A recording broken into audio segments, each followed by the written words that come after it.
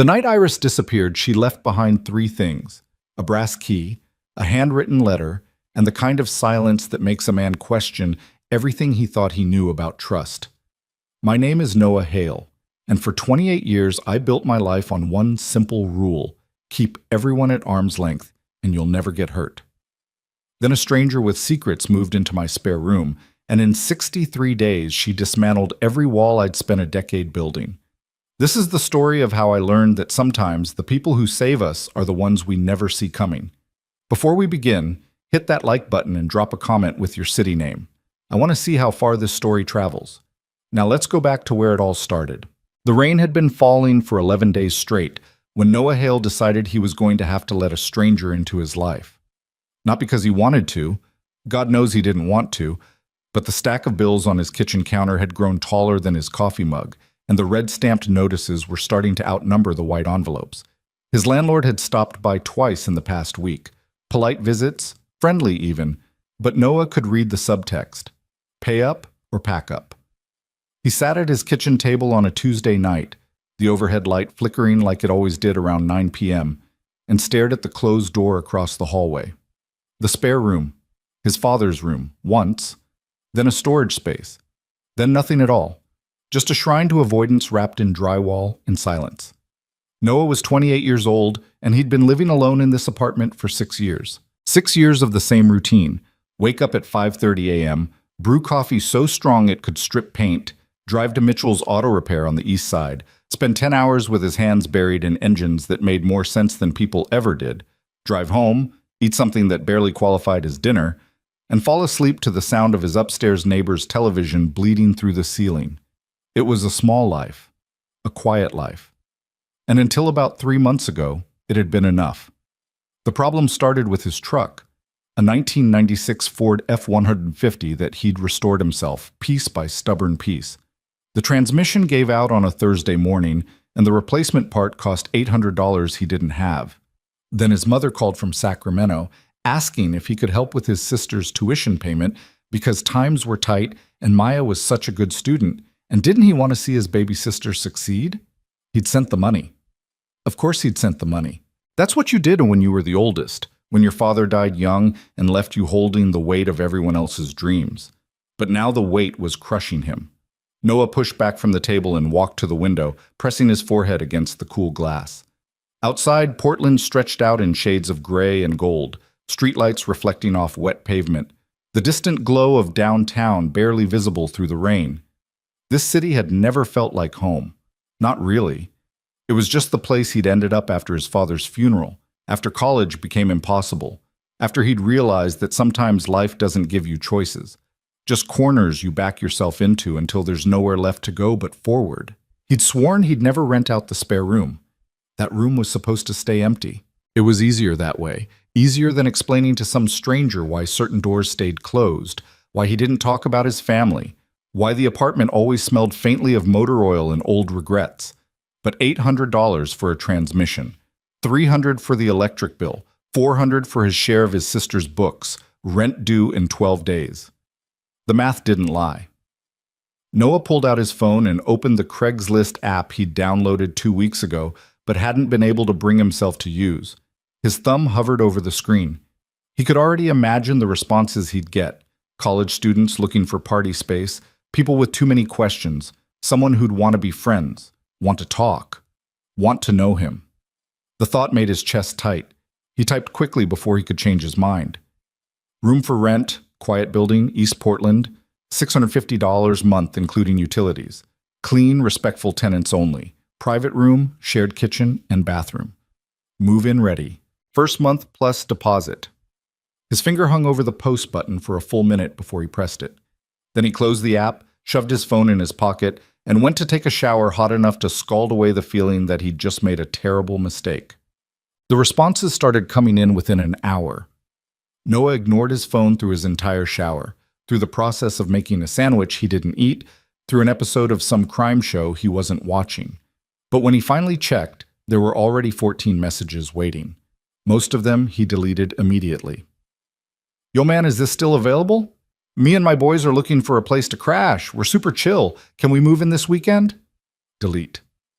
"Hi, I'm a graduate student studying environmental science, and I'm very interested. I have 3 cats and a small dog. Is that okay? Also, I play drums, but only during reasonable hours. Delete. Hello, I am looking for accommodation. I can pay 6 months in advance if you accept cash. Please respond quickly.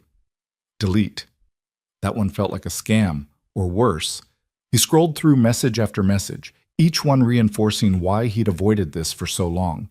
Everyone wanted something. Everyone had an angle. Everyone was too much, too loud, too invasive for the careful silence he'd built around himself. He was about to close the app entirely when he saw it. The last message, sent just 10 minutes ago. Different from all the others, shorter, quieter somehow, even in text form. Hello, my name is Iris. I'm looking for a room starting next month. I'm a graduate student, very quiet, and I can provide references if needed. Would it be possible to meet in person to discuss? I understand if you've already found someone. Thank you for your time. Noah read it twice, then a third time. There was something about the tone, respectful but not desperate, clear without being pushy. No mentions of pets or parties or drums, no weird requests or red flags. Just a simple, straightforward message from someone who seemed to understand the concept of boundaries. Before he could overthink it, he typed back. Coffee shop on Morrison Street, tomorrow at 3 p.m. Blue door, can't miss it. I'll be the guy in the corner. The response came 30 seconds later. I'll be there. Thank you. Noah set his phone down and stared at it like it might explode. He'd just agreed to meet a stranger. To potentially let someone into his space, his routine, his carefully constructed isolation. The wrongness of it sat in his stomach like a stone. But the bills were still on the counter. The transmission was still broken. And sometimes, survival meant doing things that scared you. He went to bed that night and didn't sleep at all. The coffee shop was one of those places that tried too hard to be quirky. Mismatched furniture, local art on the walls that nobody ever bought, a chalkboard menu with too many options and not enough actual coffee. Noah usually avoided it, preferred the chain place down the street where they knew his order and didn't try to make conversation. But it was public, well-lit, and close enough to his apartment that he could walk if his truck decided to stage another revolt.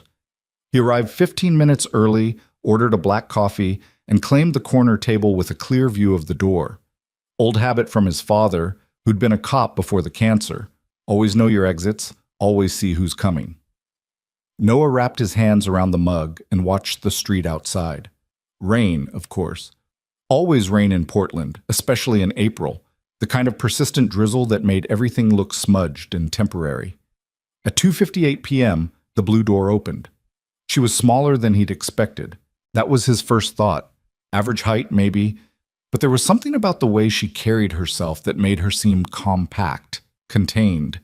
Dark hair pulled back in a simple ponytail, jeans and a gray jacket that had seen better days, a canvas bag slung over one shoulder. No makeup that he could see. No jewelry except for a plain watch on her left wrist. She scanned the coffee shop with the kind of careful attention that Noah recognized because he did the same thing. When her eyes found him, she didn't wave or smile, just gave a small nod and walked over. Noah? Her voice was quiet, controlled. I'm Iris. Yeah. He gestured to the chair across from him. Thanks for coming. She sat down, setting her bag on the floor beside her and folded her hands on the table. Up close, he could see that she was probably around his age, maybe a year or two younger. She had light brown eyes that didn't waver when she looked at him, and there was a tiredness around them that he understood without being able to name. Can I get you coffee? He asked, because it seemed like the thing to say. No, thank you. I'm fine. Silence settled between them. Not awkward exactly, but weighted. Noah had never been good at small talk, and apparently neither was she. Finally, she spoke. I appreciate you meeting me. I know this kind of thing can be, uncomfortable. It's fine. He wrapped his hands tighter around his mug. You said you're a graduate student. Yes. Literature at Portland State. I'm finishing my thesis. What's it about? Isolation in contemporary American fiction. A small dry smile touched her lips. Ironic, I know. Despite himself, Noah almost smiled back. Yeah, a little bit. I'm quiet, she continued, her tone matter of fact. I keep to myself. I don't have parties. I don't play loud music. I'm usually at the library or in my room. I pay my bills on time, and I clean up after myself. It was exactly what Noah wanted to hear, and somehow that made him suspicious. Why do you need a room? Most grad students I know live in campus housing or have roommates their own age. I had an apartment near campus, Iris said. The lease ended last month, and I didn't renew. I needed something different, somewhere quieter. You moving because of a bad roommate situation? No, nothing like that. She met his eyes again, steady and unflinching. I just needed a change. There was more to that story. Noah could feel it in the careful way she shaped her words, the things she wasn't saying. But he understood about privacy, about keeping certain doors locked. If she wanted to keep her reasons to herself, that was fine. Better than fine, actually. The room's small, he said. About 10 by 12. There's a closet, one window. You'd have your own key, shared bathroom and kitchen. I work long hours, so I'm not around much. That sounds perfect. No overnight guests. Agreed. No smoking. I don't smoke. And I'm not really he struggled for the word, a social person. I won't be hanging out or having long conversations or whatever. I keep to myself too. Good, Iris said simply. So do I. They looked at each other for a long moment. Noah tried to find something wrong, some red flag he was missing. But all he saw was someone who seemed just as tired of the world as he was, someone who understood the value of silence and space. When would you want to move in? He asked. 1st of May, if that works for you. That works. He pulled out his phone. I'll need first month and deposit, and references if you have them. I can have the money by Friday, Iris said, and I'll email you references today. They exchanged information, phone numbers, email addresses, the kind of practical details that made the arrangement feel real. When they stood to leave, Iris extended her hand. Thank you, Noah. I know letting someone into your space isn't easy. Her grip was firm but not aggressive, and she let go quickly, respecting his boundaries before he even had to state them. Yeah, well, he shrugged. We'll see how it goes. We will. She left first, disappearing into the rain without looking back. Noah stayed at the table for another 10 minutes, finishing his coffee and trying to figure out what he'd just agreed to. A stranger in his apartment. Someone else's sounds and schedules and presence invading the careful emptiness he'd cultivated. It went against everything he'd built, every rule he'd made for himself after his father died, and the world proved it couldn't be trusted with his vulnerability. But when he got home that night and looked at the closed door of the spare room, something had shifted. It didn't feel quite as heavy. The silence didn't press down quite as hard. Maybe it would be a disaster. Maybe she'd turn out to be a nightmare, and he'd be back to square one in a month, scrambling for rent and kicking himself for breaking his own rules. Or maybe, and this was the thought that kept him awake that night, maybe it would be fine. Maybe, for once, letting someone in wouldn't be the worst decision he'd ever made. Iris's references checked out. 2 former landlords, both with glowing reports. Clean, quiet, respectful, pays on time. A professor from Portland State who wrote that Iris was one of the most focused and independent students I've had the pleasure of teaching. The money arrived in Noah's account on Friday morning exactly as promised. First month's rent, deposit, everything accounted for down to the penny. Noah spent the weekend cleaning out the spare room. He'd been putting it off for weeks, not wanting to face the boxes of his father's things he'd shoved in there years ago. But now he had a deadline, and more importantly, he had a reason. Most of it went into storage. Old police academy textbooks, uniforms that still smelled faintly of his father's cologne, photographs Noah couldn't look at without feeling like he was drowning. He kept one box, the smallest one, and tucked it in the back of his own closet. Everything else got sealed away, labeled in his father's careful handwriting, and driven to a storage unit on the outskirts of town. By Sunday night, the room was empty. Just beige walls, clean carpet, and a window that looked out over the parking lot. Noah stood in the doorway and felt something crack open in his chest. Grief, maybe, or relief. Possibly both. He bought a bed frame from IKEA, assembled it with the kind of frustrated determination that came from refusing to read instructions. Added a small desk, a lamp, a set of plain white curtains. Nothing fancy, nothing personal, just the basics. When he was done, the room looked like a hotel. Impersonal, functional, safe. On April 30th, the night before Iris was supposed to move in, Noah couldn't sleep. He lay in his own bed, staring at the ceiling, and listened to the apartment's familiar sounds. The hum of the refrigerator. The drip in the bathroom sink he kept meaning to fix. The traffic on the street below, muffled by rain. Tomorrow there would be new sounds, different rhythms, another person's breathing somewhere beyond his wall. The thought terrified him. At 2 a.m., he got up and walked to the spare room one more time. He stood in the doorway and made himself a promise. He would be polite, respectful, and distant. He would collect the rent and fix anything that broke. He would share the space, but nothing else. This was business, not friendship. This was survival, not connection. He repeated it to himself like a mantra until the sky started to lighten, and somewhere in the gray hours before dawn, he almost believed it. Iris arrived at 10 a.m. on May 1st, driving a beat-up Honda Civic that had seen better decades. Noah watched from his living room window as she parked, stepped out, and surveyed the building with that same careful attention he'd noticed at the coffee shop. She was alone. No friends helping her move, no family members carrying boxes. Just her, 2 duffel bags, and a laptop case. Noah met her at the building's entrance, holding the spare key he'd had cut. "Hey," he said. "Hi." She took the key with a small nod of thanks. "Is it okay if I make a few trips?" "Take your time. I'll be around if you need anything." But she didn't need anything. Over the next hour, Noah watched from his peripheral vision as Iris made 4 trips from her car to the apartment. She moved with quiet efficiency, never asking for help, never making unnecessary noise. By 11 a.m., her car was empty and her door was closed. Noah stood in the kitchen, listening to the muffled sounds of her unpacking, drawers opening and closing, the soft shuffle of clothes being hung. Once he heard music, something classical, turned down so low it was barely audible through the wall. Then, silence.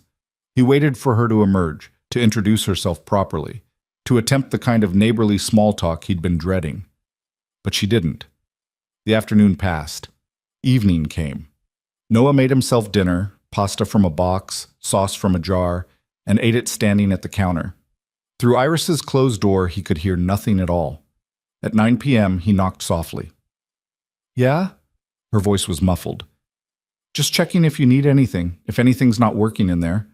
The door opened a crack.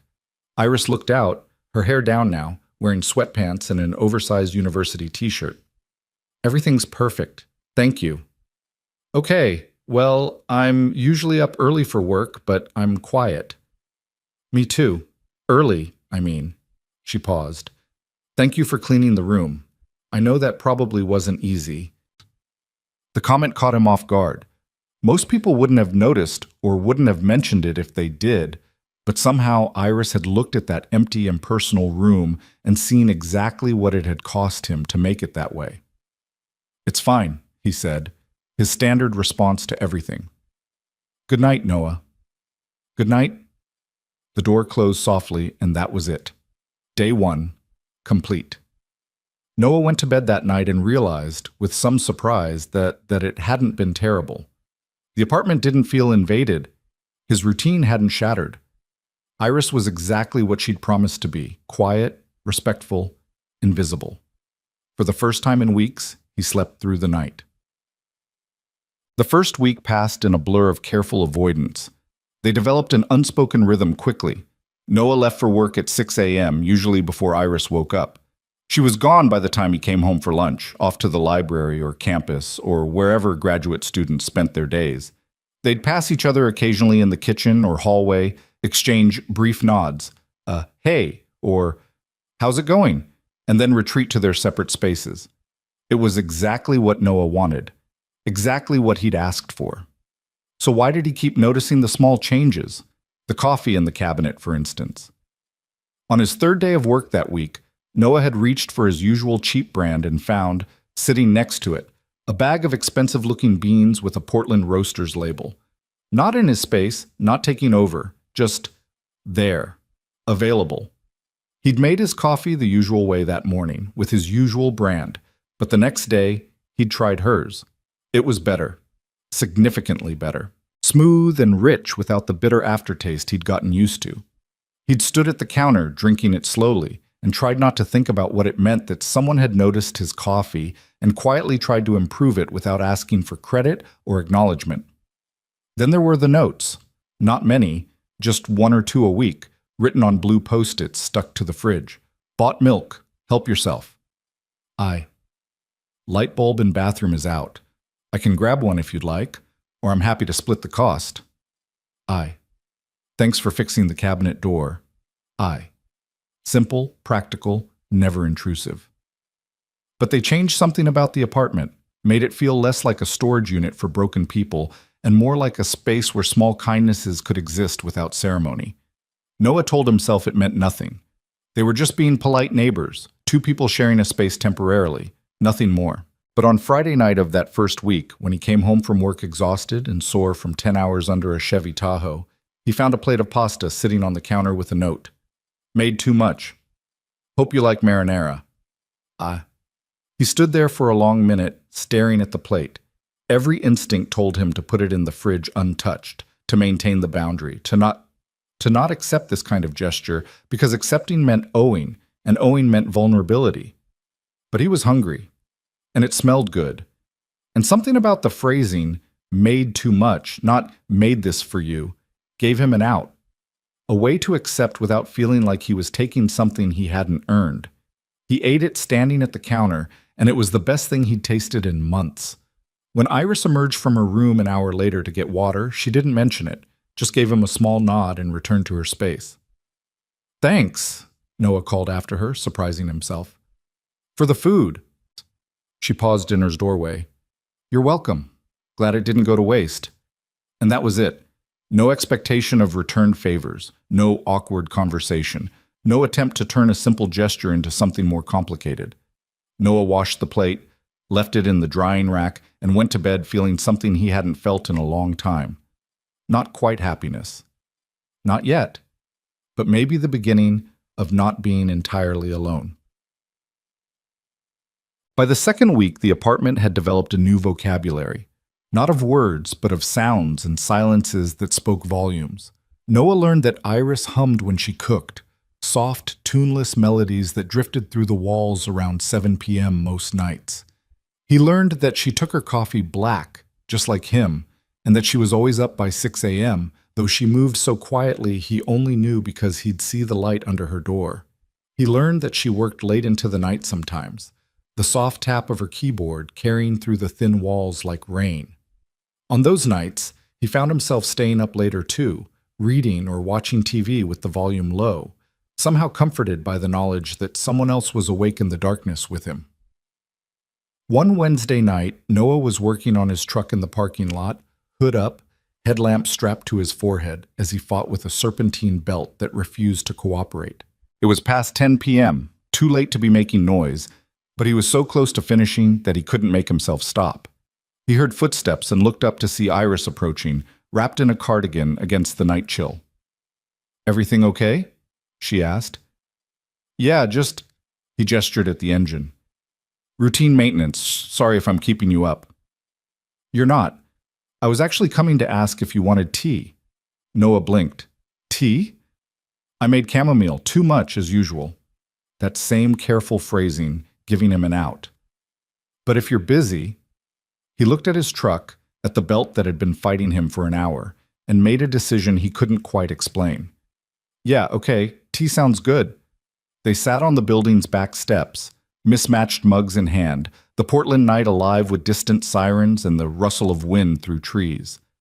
Noah's hands were stained with grease, and he was acutely aware of how he must smell, motor oil and sweat and exhaustion. But Iris didn't seem to notice, or care. How long have you been working on cars? She asked.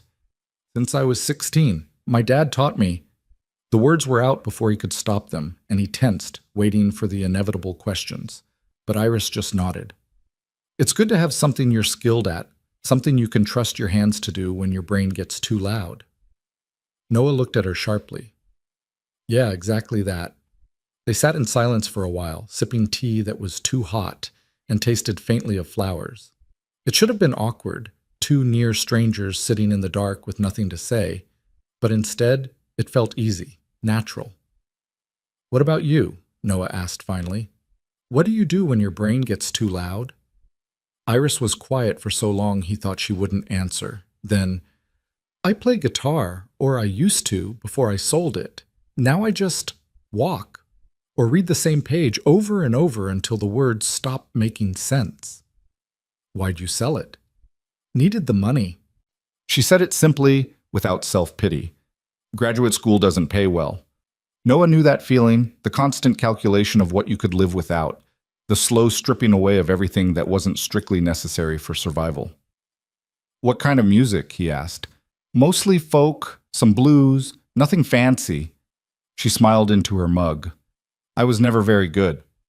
"That doesn't mean you should have stopped." "Maybe." She set her empty mug down. "What about you? What did you have to give up?" The question landed like a punch, direct and unexpected. Most people danced around that kind of thing, asked sideways questions that let you avoid the truth, but Iris asked straight, and somehow that made it easier to answer honestly. "College," Noah said. "My dad died my sophomore year, pancreatic cancer, fast and mean. I dropped out to help with bills, and then it just never made sense to go back." "I'm sorry." "It's fine," the automatic response. "It's not, though." Iris's voice was gentle but firm. "It's loss. It doesn't become fine just because time passes." Noah felt something shift in his chest, some old wound acknowledging itself for the first time in years. "No," he admitted quietly. "I guess it doesn't." They stayed on those steps for another hour, talking in the comfortable half-sentences of people who understood that some things couldn't be explained, only acknowledged. When they finally went inside, Noah felt lighter somehow, like he'd set down a weight he'd been carrying so long he'd forgotten it was there. That night, for the first time since Iris moved in, he heard music through her wall again. Not humming this time, but singing, soft and aching and beautiful. He fell asleep listening to it and didn't have nightmares for the first time in months. The third week brought rain that wouldn't stop, turning Portland into a watercolor painting, all blurred edges and running colors. Noah's work doubled as people brought in cars with flooded engines and failed electronics, and he found himself coming home later and later, too exhausted to do more than shower and collapse into bed. On Thursday night, he stumbled in at 11 p.m. to find the apartment dark except for a lamp in the living room. Iris sat curled in the armchair, a book open in her lap, but her eyes on the rain-streaked window. "Hey," Noah said, too tired to be surprised. "Hi." She marked her page. "Long day?" "You could say that." He dropped his keys on the counter. "What are you still doing up?" "Couldn't sleep." She gestured to the book. "Thought I'd read for a while." Noah should have gone to his room. Should have maintained the boundary, kept the distance. But exhaustion made him honest, and loneliness made him careless. "What are you reading?" he asked, moving to the kitchen to grab water. "The Road." She held up the book so he could see the cover, Cormac McCarthy, worn and dog-eared. "Have you read it?" "No. What's it about?" "The end of the world. A father and son trying to survive." Her fingers traced the book's spine. "It's beautiful and devastating. McCarthy has this way of writing about love that feels earned, not sentimental, just true." Noah leaned against the counter, watching her talk. Her hair was down, falling around her shoulders, and she wore glasses he'd never seen before, thin wire frames that made her look younger, more vulnerable. "You really love this stuff," he said. "Books, I mean." "I do." She smiled. "They're reliable. You can revisit them and they're always the same. The people in them don't change or leave or disappoint you. They're not real, though." "No," Iris agreed. "But sometimes that's the point." They looked at each other for a moment that stretched too long, and Noah felt something dangerous stir in his chest. Curiosity, maybe. Or recognition. The sense that he was looking at someone who understood the specific kind of loneliness that came from being surrounded by a world that demanded more than you could give. "I should sleep," he said abruptly. Yeah, me too. But neither of them moved. Iris, he stopped, not sure what he wanted to say. Thanks for the tea last week, and the food, and just not being weird about all this. Her smile was soft, genuine. You too, Noah. He went to bed but couldn't sleep, his mind replaying the conversation, the look in her eyes, the way her voice had gentled when she talked about McCarthy's earned love. This was getting complicated. He'd promised himself it wouldn't get complicated, but somewhere between the coffee and the notes and the late-night conversations on back steps, complicated had already arrived, moving in as quietly and inevitably as Iris herself. And Noah Hale, who'd spent 6 years building walls to keep everyone out, realized with creeping dread that he didn't quite want her to stay on the other side of them anymore. The realization that he was starting to care settled over Noah like the Portland rain, gradual, persistent, impossible to ignore. He tried to fight it at first, retreating into longer work hours and deliberate silence, but the apartment had already changed in ways he couldn't undo. It wasn't just the coffee anymore, or the occasional shared meal. It was the way the space breathed differently now, how the silence had texture instead of weight. Mornings felt less like endurance tests and more like quiet rituals. He'd wake to find Iris already in the kitchen, her laptop open at the small table, fingers moving across the keys with focused intensity. She'd glance up when he entered, offer a small nod, and return to her work. No expectation of conversation, but no hostility to his presence either. Some mornings they'd share the space in comfortable quiet, Noah making his coffee while Iris typed, the only sounds the percolator's gurgle and the rain against the windows. Other mornings, small exchanges would develop organically. Good morning, Iris would say, not looking up from her screen. Morning, how's the thesis coming? Slowly, you? Same. Different kind of thesis, though. A small smile would touch her lips. I don't know. Rebuilding an engine sounds like the same process, taking something broken apart to understand how it works. Noah hadn't thought of his work that way before, but she was right. There was something almost literary about it, the way metal and meaning both required careful attention to the spaces between things. By the 4th week, Noah found himself timing his lunch breaks to coincide with Iris's return from the library. Not deliberately, he told himself, just coincidence. But when he'd arrive home at 1 p.m. and hear her key in the lock 5 minutes later, something in his chest would ease, though he couldn't have explained why. One afternoon, he was heating up leftover Chinese food when she walked in, her canvas bag heavy with books, rainwater darkening her shoulders. Wet out there? He asked, immediately regretting how obvious the question was. Biblical, she replied, setting her bag down with a soft thud. She pushed wet hair from her face. I'm convinced Portland is secretly trying to return to the ocean.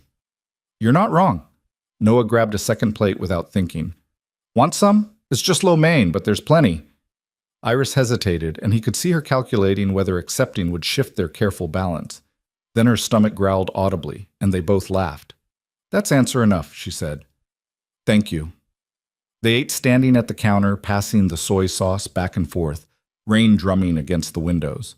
Noah kept expecting awkwardness to descend, for the silence to turn uncomfortable, but it never did. Iris ate quickly, efficiently, like someone who'd learned not to count on regular meals. Can I ask you something? Noah said, surprising himself. Sure. Why Portland? For grad school, I mean. There are bigger programs, better funded ones. Iris was quiet for a moment, twirling noodles around her fork with concentrated attention. I needed distance, she said finally, from expectations, from people who thought they knew who I should be. Family? Among others. She met his eyes. Sometimes the hardest thing about being yourself is convincing everyone else to let you. Noah understood that more than she knew. After his father died, everyone had opinions about what he should do. His mother wanted him to move back to Sacramento. His sister thought he should finish college no matter what. His father's old cop friends kept trying to recruit him to the academy. Everyone had a plan for Noah Hale, except Noah Hale himself. Yeah, he said softly. I get that. I know you do. I know. Iris rinsed her plate in the sink. It's one of the reasons I answered your ad. Your message was so unadorned. Just facts, no performance. Most people can't help but perform, even in rental listings. What do you mean? They'll say things like looking for a cool roommate or must love dogs and brunch, like they're trying to curate a lifestyle instead of just sharing space. She dried her hands on a towel. But yours just said what it was. A room, a price, a boundary. It felt honest. Noah had written that ad in desperation, too broke to be clever, too tired to pretend. He'd never considered that honesty might be its own kind of appeal. Well, he said, glad my emotional exhaustion came across as virtue. Iris laughed. A real laugh, bright and unexpected. That's exactly what I mean. You don't try to make things prettier than they are. She left him alone in the kitchen after that, retreating to her room to work, but Noah stood at the counter for a long time, turning her words over in his mind. Nobody had ever called his bluntness a virtue before. Usually it got him labeled as cold or difficult or damaged. But Iris seemed to understand that sometimes the kindest thing you could do was tell the truth plainly and trust the other person to handle it. That night, he heard her guitar for the first time in weeks. The sound drifted through the wall, tentative at first, then growing stronger. She was playing something melancholy and complex, her voice joining in after a few measures. He couldn't make out all the words, but he caught fragments. All the broken pieces fit together wrong. Learn to live in spaces between belonging. Noah lay in the dark, listening, and felt something crack open inside him. Not breaking, but unfurling. Like something that had been held too tight for too long was finally being allowed to breathe. The next morning, he knocked on her door before leaving for work. When she answered, still in pajamas and looking confused, he handed her a slip of paper. What's this? Address of a music shop on Hawthorne. Guy named Marcus runs it. He's got used guitars, good quality, fair prices. Noah shifted his weight, suddenly self-conscious. You mentioned you sold yours. Thought maybe if you wanted to look. Iris stared at the paper, then at him, her expression unreadable. Noah, I can't afford just to look, he interrupted. No pressure. Marcus lets people test things out, play for a while. Thought you might like that. For a moment he thought he'd overstepped, pushed past the boundary of their careful arrangement. But then Iris smiled, small and genuine, and folded the paper carefully. Thank you, she said quietly. That's really thoughtful. Noah left for work feeling lighter than he had in months, though he couldn't quite name why. He just knew that hearing her play last night had felt important, like witnessing something essential returning to the world. And if he could help that continue, even in a small way, it seemed worth the risk of caring. The days began to blur together in the best possible way. Noah fell into a rhythm he'd never experienced before. Not the grinding repetition of survival, but something gentler, more sustainable. Work was still work, bills were still bills, but coming home no longer felt like returning to a tomb. Iris had a talent for small transformations. She never changed anything major, didn't rearrange furniture or add her own decorations to the common spaces. But somehow the apartment felt different, warmer. She'd opened the curtains Noah always kept closed, letting in whatever weak sunlight Portland offered. She'd bought a small plant for the kitchen windowsill, something green and hardy that apparently thrived on neglect. It's a pothos, she'd explained when Noah asked. Impossible to kill. I figured that matched our collective skill level with living things. She'd been right. The plant was still alive 3 weeks later, which felt like a minor miracle. More surprising were the conversations that started happening naturally, without either of them forcing them. Noah would mention a difficult repair job, and Iris would listen, asking questions that showed she was actually paying attention. She'd complain about her thesis advisor's cryptic feedback, and Noah would offer perspective from someone who'd learned to decode his boss's similarly obscure communication style. He said my chapter had interesting potential, Iris said one evening, slumped on the couch with her laptop balanced on her knees. What does that even mean? Means it's not there yet, but he doesn't want to say it directly, Noah replied from the kitchen, where he was attempting to cook something more ambitious than pasta. My boss does the same thing. He'll say a repair is coming along when he means it's garbage and I need to start over. That's so passive-aggressive. That's professionals who don't want to hurt your feelings. Iris groaned. I'd rather he just say it's bad. At least then I'd know what to fix. Next time you meet with him, ask directly. What specifically needs improvement? Most people will actually tell you if you make it easy for them. She looked up at him, something like admiration in her expression. That's surprisingly good advice. Surprisingly? Noah raised an eyebrow. You expected bad advice? I expected car-related advice. This is emotionally intelligent advice. I contain multitudes. She laughed, and Noah felt absurdly proud of himself for causing it. These moments accumulated, small deposits in an account Noah hadn't known he was building. Iris teaching him that the coffee tasted better if you ground the beans fresh. Noah showing her how to fix the perpetually running toilet. Shared grocery runs on Sunday mornings, both of them terrible at choosing produce, but somehow better at it together. Late nights when they'd both be working in separate rooms but would emerge around 10 p.m. for tea or a shared pint of ice cream, talking about nothing important until midnight crept past. It scared him, how natural it all felt. How easy it was to forget that this was temporary, that Iris was a tenant, that their arrangement had an expiration date built in, even if neither of them acknowledged it. Noah tried to maintain some distance, to remind himself not to get attached, but it was like trying to hold back the rain. The caring happened despite his best efforts, seeping in through the cracks in his armor. One Saturday, nearly 2 months after Iris had moved in, Noah woke to the smell of something burning. He stumbled out of his room in sweatpants and a t-shirt to find Iris standing at the stove, waving a towel at the smoke detector while something black and smoking sat in a pan. "I can explain," she said over the detector's screech. "You tried to make pancakes," Noah said, taking in the scene. Batter splattered across the counter, an empty carton of eggs, measuring cups everywhere. "They're supposed to be chocolate chip pancakes," Iris corrected, still waving the towel. "But I think I misread the temperature." Noah grabbed a chair, climbed up, and silenced the smoke detector. When he stepped down, Iris was staring at the ruined pancake with such genuine dismay that he had to suppress a smile. "Have you never made pancakes before?" he asked. "Not from scratch. I usually just eat cereal or skip breakfast entirely." "So why today?" Iris hesitated, then shrugged. "I wanted to do something nice. You fixed my door last week when the handle broke, and you wouldn't let me pay you for the part, so I thought—" She gestured helplessly at the disaster zone. "I thought I'd make breakfast." Something warm expanded in Noah's chest, pushing against his ribs. She'd tried to do something nice for him. The gesture itself mattered more than the execution, and the fact that she'd gotten up early on her day off to attempt it made his throat tight. "Okay," he said. "Move over. I'll talk you through it." They spent the next hour in the kitchen together, Noah teaching Iris the basics of pancake construction, while she provided running commentary on how ridiculous it was that she had a graduate degree but couldn't manage breakfast food. "You're overthinking it," Noah said, watching her pour batter with surgical precision. "They're pancakes, not a thesis defense." "Everything's a thesis defense if you're anxious enough." Fair point. By the time they sat down to eat, the kitchen looked like a war zone, but the pancakes were actually good, fluffy and warm, studded with chocolate chips that melted just right.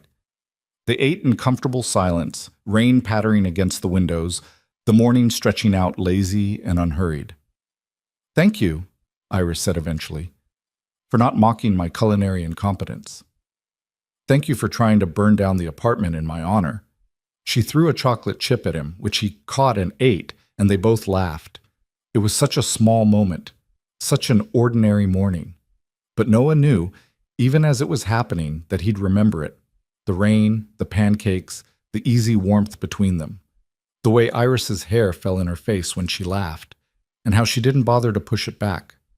The fact that his apartment, his carefully maintained fortress of solitude, had become something else entirely. A home, maybe. Or at least the beginning of one. That afternoon, Iris went to Hawthorne Street. She didn't tell Noah she was going, but when she came back 3 hours later, she was carrying a guitar case, and her eyes were brighter than he'd ever seen them. "You bought one," he said, stating the obvious. "Marcus gave me a deal, said a friend of yours deserves friend pricing." She set the case down carefully. "I tried to tell him we're not exactly friends, but he insisted." The word hung between them. Friends. Were they friends? Noah didn't know. Friendship implied something voluntary and uncomplicated, and whatever this was felt more complex than that. But it also felt right, in a way he couldn't articulate. "What did you tell him?" Noah asked. Iris met his eyes. I told him thank you, because whatever we are, you did a kind thing, and I'm grateful for it. That night, the music that drifted through the wall was different. Happier, maybe. Or at least less weighted with old grief. Noah fell asleep to the sound of her playing, and for once, his dreams were gentle. The weeks that followed felt suspended somehow, like they existed outside normal time.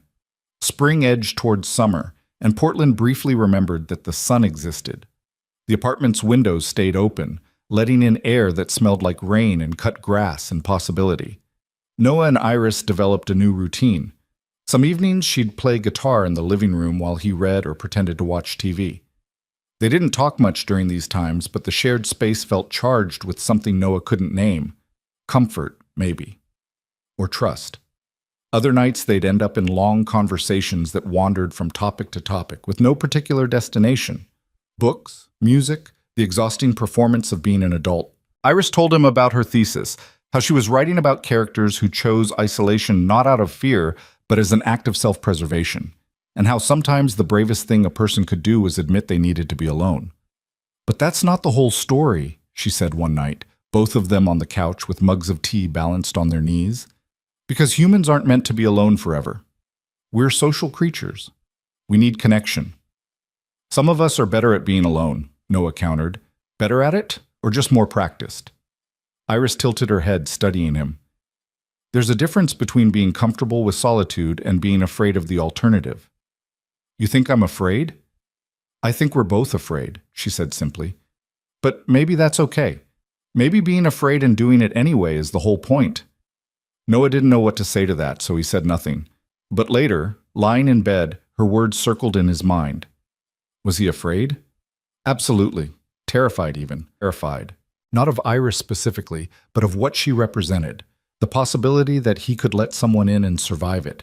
That he could want something beyond mere existence and not be destroyed when it inevitably ended. Because it would end. That was the one certainty Noah clung to.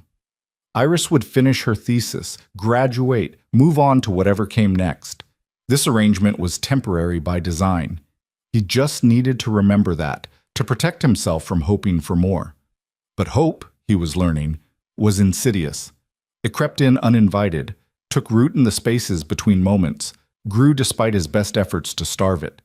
Like the night Iris came home from campus looking wrecked, her eyes red-rimmed and exhausted. Noah was in the kitchen, and when she walked in, she didn't even make it to her room before she collapsed onto the couch. Rough day? He asked. My advisor hated everything, she said to the ceiling. 3 months of work, and apparently it's all wrong. Wrong argument, wrong structure, wrong theoretical framework. Noah set down the dish he'd been washing and moved to the living room. Did he say what was right? No, just what was wrong, which is everything. He sat on the arm of the couch, maintaining a respectful distance but close enough to matter. You want practical advice, or do you just need to be angry for a while? Iris turned her head to look at him, and something in her expression cracked. I don't know. Both? Neither? I'm so tired, Noah. I'm tired of proving myself. Tired of trying to fit into boxes other people designed. Tired of pretending any of this matters. Does it matter? To you, I mean. Not to your advisor. She was quiet for a long moment. Yes, she said finally. Unfortunately, it does. I care about this work, even when I hate it. Then that's enough, Noah said. You don't have to convince anyone else it matters. You just have to convince yourself it's worth finishing. And if I can't, then you stop. But I don't think you will. Why not? Because you're stubborn. I've seen you spend 45 minutes trying to fix the coffee maker instead of just buying a new one. If you apply that energy to your thesis, you'll be fine. Iris laughed, wet and surprised. That's the worst pep talk I've ever heard. I'm not good at pep talks, but I'm good at knowing when someone's tougher than they think they are. He stood, moved back to the kitchen. You're tougher than you think, Iris. You'll figure it out. He didn't see her expression, but he heard her voice, soft and maybe a little awed. Thank you. Yeah, well, don't read too much into it. But she already had, and so had he, and they both knew it. 3 days later, Noah came home to find a note on the fridge in Iris's handwriting. Defended chapter successfully. Advisor impressed. Turns out I'm tougher than I think. Thanks for the reminder. Went to library to celebrate by burying myself in research. There's lasagna in the oven if you're hungry. Noah stood in the kitchen, reading the note 3 times, and felt something dangerous bloom in his chest. Pride, definitely. But also something deeper, more complicated. The sense that they were building something here, in this small apartment, that mattered beyond rent and convenience. He ate the lasagna, and it was perfect. That weekend, on an impulse he didn't examine too closely, Noah suggested they get out of the apartment. "There's a bookstore on Division," he said. "Thought you might like it. They have a good used section." Iris looked up from her laptop, surprised. "You want to go to a bookstore? You've been cooped up writing for 2 weeks straight. Thought you might need a break." "You hate bookstores." "I never said that." "You implied it heavily when I tried to drag you to Powell's last month." "Powell's is a warehouse that happens to sell books. This place is different, smaller, less overwhelming." Iris closed her laptop. "Okay, yeah, let's go." They took the bus because Noah's truck was making concerning noises he didn't want to diagnose, and the ride was crowded enough that they ended up pressed together in the back, Iris's shoulder against his arm. Noah tried not to think about how aware he was of the contact, how his skin felt electric where they touched. The bookstore was exactly what he'd promised, small, cluttered, smelling of old paper and coffee. Iris lit up the moment they walked in, her whole face transforming with uncomplicated joy. "This is perfect," she breathed, already moving toward the fiction section. Noah followed at a distance, content to watch her browse. She moved through the stacks with reverence, fingers trailing along spines, occasionally pulling a book out to read the first few pages before carefully reshelving it. There was something intimate about watching her like this, seeing how she interacted with the world when she thought nobody was paying attention. After 20 minutes, she emerged with 3 books clutched to her chest. "Found treasures," she announced. "What did you get?" She showed him 2 novels he'd never heard of and a collection of poetry by someone named Mary Oliver. "This one," she said, holding up the poetry, "is about paying attention to the world, about noticing the small, beautiful things that most people miss." "Sounds like something you'd like." "It is, but I got it for you." Noah blinked. "What?" "For you," Iris repeated, pressing the book into his hands. "I thought you might like it. The way she writes about fixing things, finding meaning in the ordinary, it reminded me of how you talk about your work sometimes." No one had ever bought Noah a book before. No one had paid close enough attention to know what he might like, or cared enough to try. He stood there holding this small paperback with its worn cover and felt his carefully maintained distance crumble a little more. "Thank you," he managed. "Don't thank me yet, you might hate it." "I won't." And he didn't. That night, after Iris had gone to her room, Noah opened the poetry collection and read by lamplight until 2 a.m. Mary Oliver wrote about geese and grasshoppers and the way sunlight moved through trees, and somehow it all felt essential, important. Like she was showing him how to look at the world differently, how to find meaning in the specific weight of a moment. One poem stopped him cold. "You do not have to be good. You do not have to walk on your knees for 100 miles through the desert, repenting. You only have to let the soft animal of your body love what it loves." Noah read it 3 times, then 4.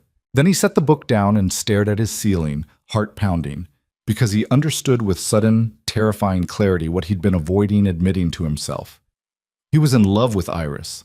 Not the safe, distant kind of love that could be managed or controlled. The dangerous kind.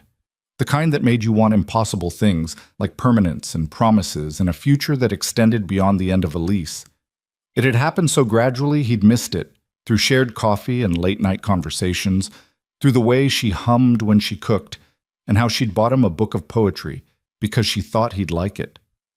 Through 1,000 small moments that had accumulated into something huge and undeniable.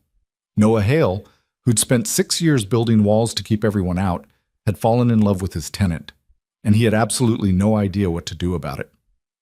He thought about telling her. The words were right there, pressing against his teeth, demanding release. But saying them out loud would change everything. And what if she didn't feel the same? What if this careful friendship they'd built shattered under the weight of his wanting? Worse, what if she did feel the same and it still ended badly? What if they tried and failed and he lost not just her but this apartment, this tentative peace he'd found? The risk felt too great. Better to keep it locked away, safe and unspoken. But the next morning, when Iris emerged from her room and smiled at him over her coffee, Noah felt the secret burn in his chest like swallowed sunlight. And he knew, with sinking certainty, that keeping it hidden was going to be the hardest thing he'd ever done. Noah managed to keep the secret for exactly 9 days. 9 days of waking up with his heart already racing, of measuring every word before he spoke it, of leaving rooms when Iris's presence became too much to bear without reaching for her. 9 days of pretending that everything was normal while his entire internal landscape had shifted, tectonic plates grinding against each other until he thought he might crack open from the pressure. Iris seemed to sense something had changed, though she didn't push. She'd catch him staring sometimes and raise an eyebrow in silent question, but Noah would just shake his head and return to whatever he was pretending to do. Reading the same page of his book for the third time. Washing a dish that was already clean. Existing in her orbit while trying desperately not to let her see how completely she'd rewired him. It might have continued that way indefinitely. Noah slowly drowning in unspoken feeling, Iris oblivious or kind enough to pretend to be. Except that on the 9th day, on a warm June evening that smelled like honeysuckle and impending rain, someone knocked on the apartment door. Noah was in the kitchen when it happened, elbow deep in the sink fixing a disposal that had been grinding ominously for days. Iris was in her room with the door open, her guitar music drifting through the apartment like smoke. The knock came again, sharp and authoritative. Too formal for a neighbor, too insistent for a delivery. Noah dried his hands and went to answer it, expecting a landlord or maybe someone selling something. What he found instead was a man in a charcoal suit that probably cost more than Noah's truck, standing in the hallway like he owned it. He was in his 40s, clean-shaven, with the kind of polished appearance that came from money and maintenance. Everything about him screamed corporate, from his Italian leather shoes to the Rolex catching light on his wrist. "Can I help you?" Noah asked, something uneasy already stirring in his gut. The man's smile was professional and entirely without warmth. "I'm looking for Iris Chen. This is her residence, correct?" The guitar music stopped abruptly. Noah heard Iris's door open behind him, heard her sharp intake of breath. "David!" Her voice was flat, drained of all the warmth Noah had grown accustomed to. "What are you doing here?" Iris. The man, David, looked past Noah like he was furniture. "We need to talk."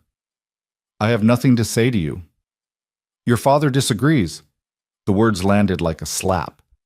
Noah turned to look at Iris and barely recognized her. She'd gone pale, her whole body rigid with tension he'd never seen in her before.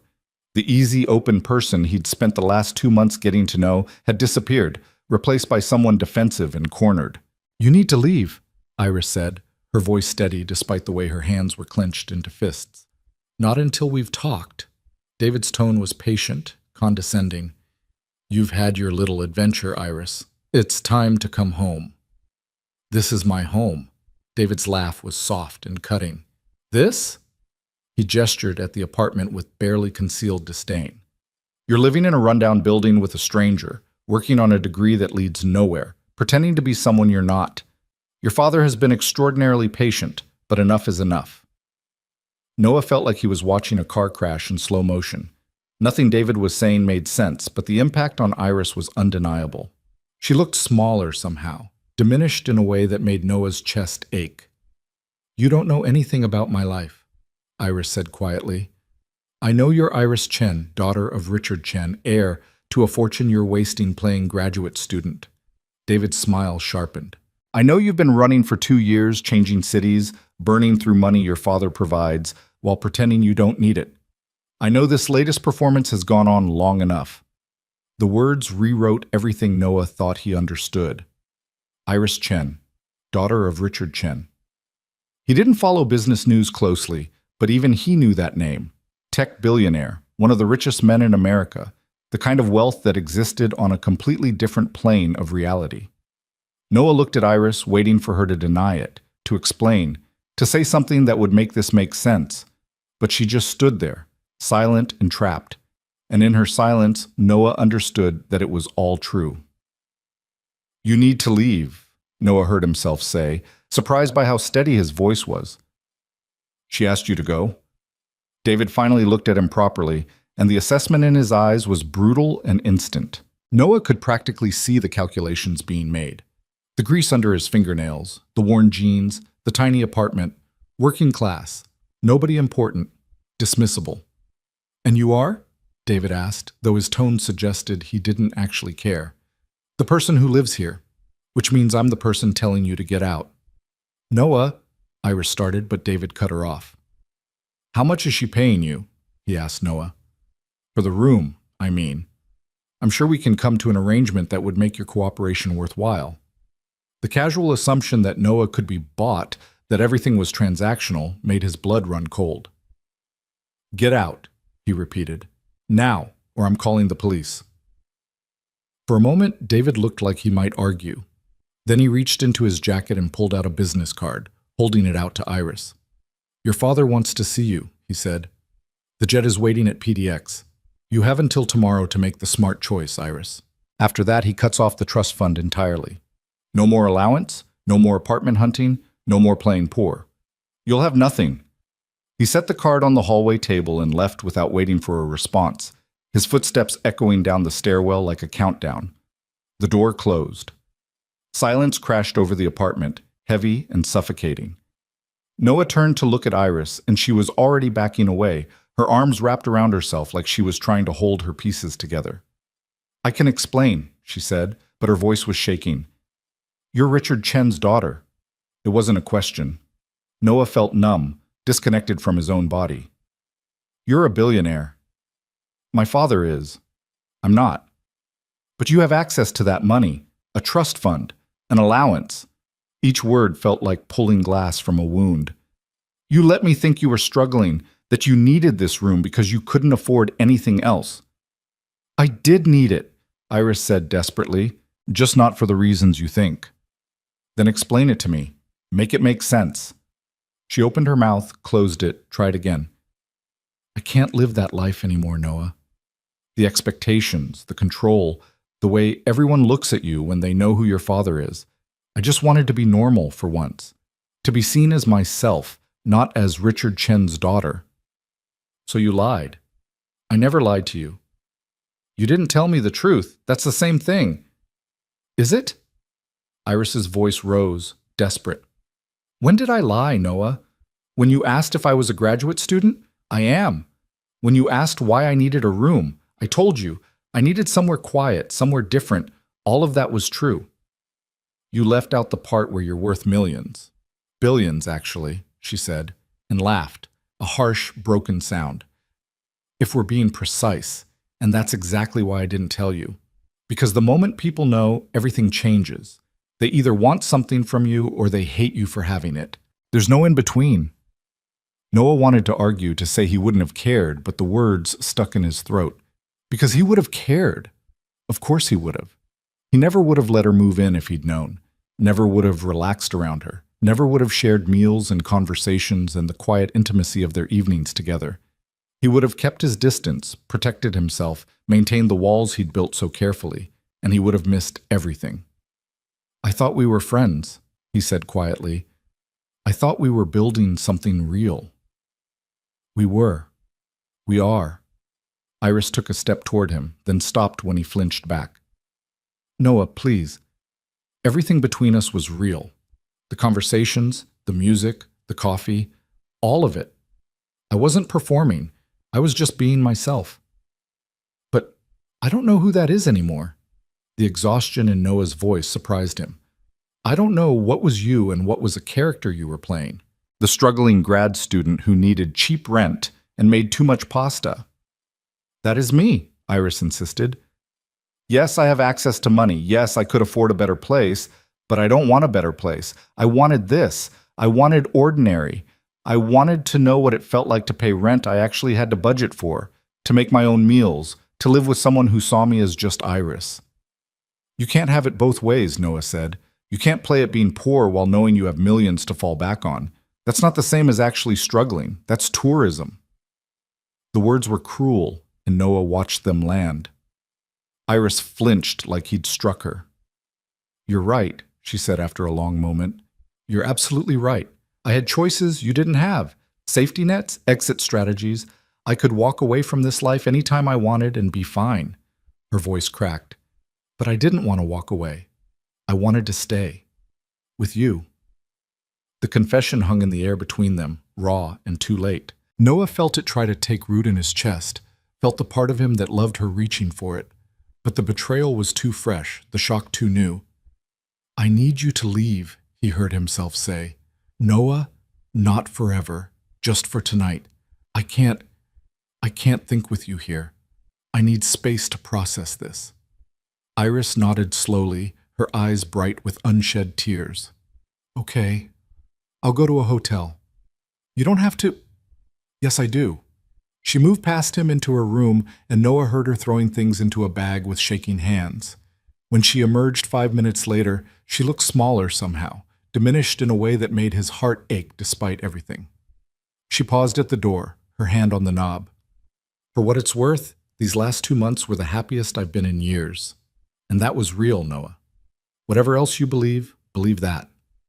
Then she was gone, and the apartment was silent in a way it hadn't been since before she arrived.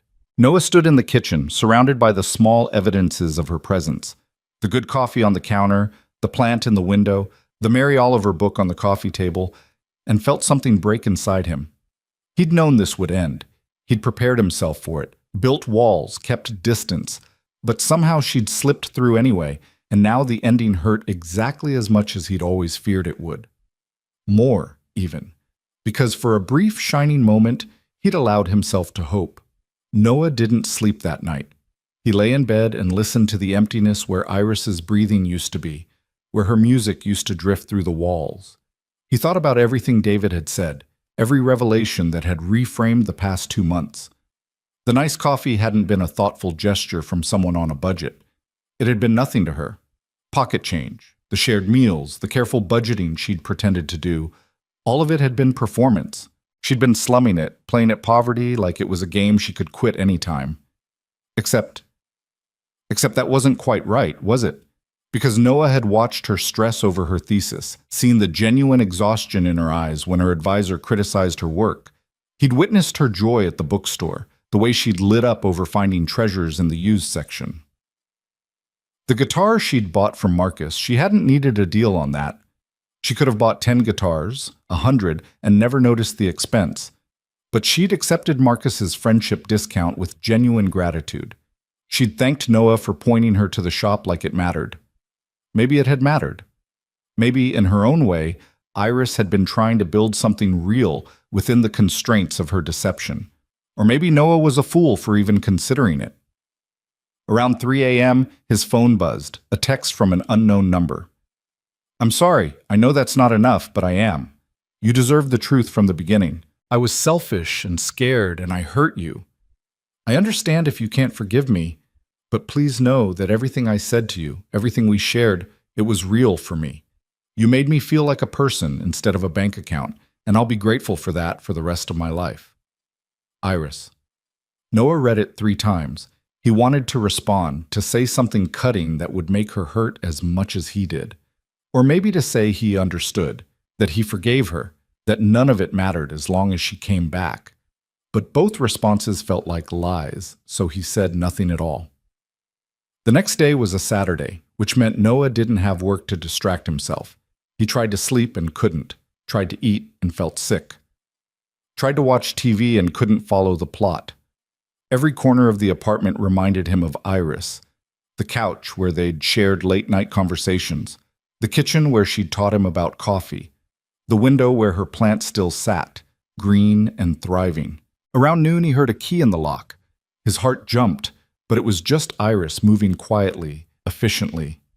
She didn't knock on his door, just went to her room and began packing in earnest. Noah listened to the sounds, drawers opening and closing, hangers sliding in the closet, the soft thud of books being stacked. Part of him wanted to go to her, to talk this through, to find a way back to what they'd had. But a larger part stayed frozen, paralyzed by hurt and confusion, and the crushing weight of knowing he'd been living in a carefully constructed illusion. After an hour, her door opened. Footsteps in the hallway, a pause outside his room. "Noah?" Her voice was soft, tentative. "Can I come in?" He should have said no, should have maintained the boundary, protected himself, but he opened the door anyway. Iris stood in the hallway with a single box in her arms. Her eyes were red-rimmed, her face pale. She looked like she'd slept about as much as he had. "I'm leaving," she said. "David arranged a car. It's downstairs." Noah nodded, not trusting his voice. "I wanted to say goodbye properly. And to give you this." She set the box down and pulled an envelope from her pocket. "It's the security deposit and next month's rent. Even though I'm breaking the lease, I know it doesn't fix anything, but I don't want you to lose money because of my choices." "I don't want your money, Iris." "I know, but take it anyway. Please, let me do this one thing right." Noah took the envelope, if only to make her feel better. It was thick with cash, more than they'd agreed on, and the generosity of it just made everything worse. "There's something else," Iris said. She reached into the box and pulled out the Mary Oliver book she'd bought him. "I marked a poem, page 43. Read it when you're ready, or don't, but I wanted you to have it." "Iris, I'm not asking for forgiveness," she interrupted. "I'm not asking for anything. I just need you to know that meeting you changed me. You showed me what it felt like to be seen for who I am, not what I have. And I know I ruined that by not being honest, but the feeling was real. You were real to me, Noah. You still are." She picked up the box and turned to leave, then paused. "For what it's worth, I fought him. David, my father. I told them I wasn't coming back, that I'd rather give up the money than the life I'd built here." Her smile was sad, broken. "But they called my bluff, froze all my accounts this morning. I have enough cash to last maybe a month, but then—" She shrugged. "Turns out I'm not as brave as I thought I was." "You could stay," Noah heard himself say. "Find a job. Actually live the life you were pretending to live." "I thought about it." Iris's voice was barely above a whisper. "But I can't do that to you. I can't stay here knowing I've destroyed your trust. You deserve better than that." She walked to the door and Noah followed, his body moving on autopilot. At the threshold, she set down the box one more time and pulled something from her pocket, a brass key on a simple ring. "I kept meaning to give this back," she said, pressing it into his palm. Her fingers lingered against his for a moment, warm and familiar. "Thank you, Noah Hale, for the coffee and the guitar shop and the poetry.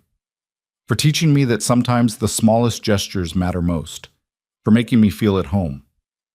Then she picked up her box and walked down the hallway without looking back. Noah stood in the doorway, the key digging into his palm, and watched her disappear down the stairs. A black car was idling at the curb when he looked out the window. David stood beside it, checking his watch with obvious impatience. Iris emerged from the building, her shoulders set with forced dignity, and let him take her box. Just before she got in the car, she looked up at Noah's window. Their eyes met across the distance, and for a moment, everything that had been said and unsaid passed between them. The morning pancakes and the late-night music. The way she hummed when she cooked, and how he'd started to time his days around her presence. The fragile, precious thing they'd built together, and the lies that had poisoned its foundation. Then David said something sharp, and Iris got into the car. The door closed.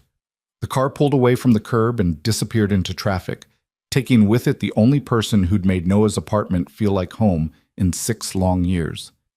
He stood at the window until the car was completely gone, until the street returned to its normal rhythm of strangers and traffic. Then he closed the curtains, turned away, and tried to figure out how to breathe through the hollowness in his chest. The apartment felt cavernous in her absence. Every surface screamed with her missing presence. The empty hook where her jacket used to hang, the silent corner where her guitar had leaned, the kitchen that no longer smelled like her cooking. Noah moved through the rooms like a ghost, unable to settle, unable to escape. He found small traces of her everywhere. A hair tie on the bathroom counter, a sticky note tucked behind the coffee maker that read, "You're doing better than you think." In her careful handwriting. A bookmark in the novel she'd been reading, forever marking a page she'd never finish. Each discovery was a small violence, a reminder of how thoroughly she'd woven herself into the fabric of his daily life. That night, Noah finally opened the Mary Oliver book to page 43. The poem was called Wild Geese, and Iris had underlined certain passages in soft pencil. You do not have to be good. You do not have to walk on your knees for 100 miles through the desert repenting. You only have to let the soft animal of your body love what it loves. And in the margin, in her handwriting, you taught me this. Thank you for loving what you love, even when it scared you, even when that thing was me. Noah read the words until they blurred, until he couldn't tell if the wetness on his face was tears or rain from the window he'd left open. Iris had known. Somehow she'd known what he'd been too afraid to say, what he'd kept locked away for fear of rejection and loss. She'd known he loved her, and she'd loved him back, and they'd both been too damaged and too scared to do anything about it until it was too late. The cruelty of it broke something in Noah that he didn't know could break. He'd spent 6 years building walls to keep himself safe, and Iris had dismantled them stone by stone without him even noticing. Now she was gone, and the walls were useless, and he was left undefended against a pain he'd never wanted to feel again. He called in sick to work on Monday, then Tuesday. By Wednesday, his boss texted asking if he was planning to come back at all, and Noah forced himself to return to routine. Work became a refuge, the familiar rhythm of engines and oil and problems he could actually solve. His coworkers noticed the change in him, but had the grace not to ask questions. He worked longer hours, took on extra shifts, did anything to avoid going home to the empty apartment. But eventually, every night, he had to return. Had to walk past Iris's closed door and feel the absence like a physical weight.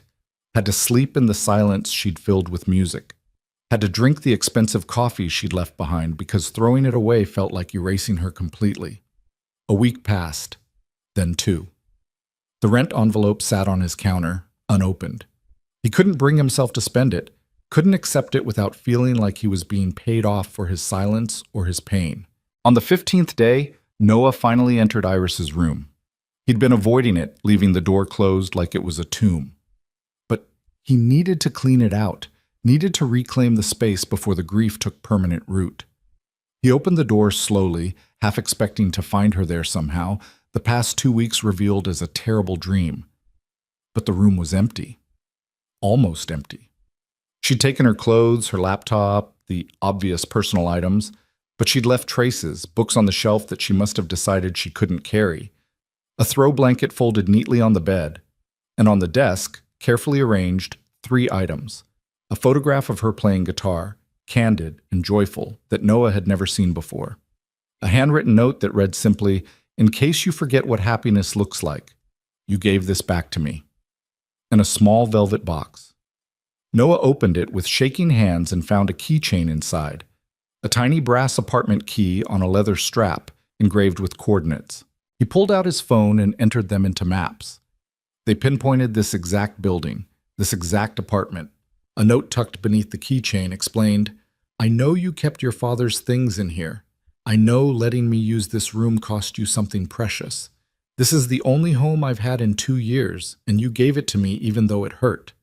I want you to have something to remember that by, that you're capable of extraordinary kindness, even when it costs you, even when the person doesn't deserve it. Iris."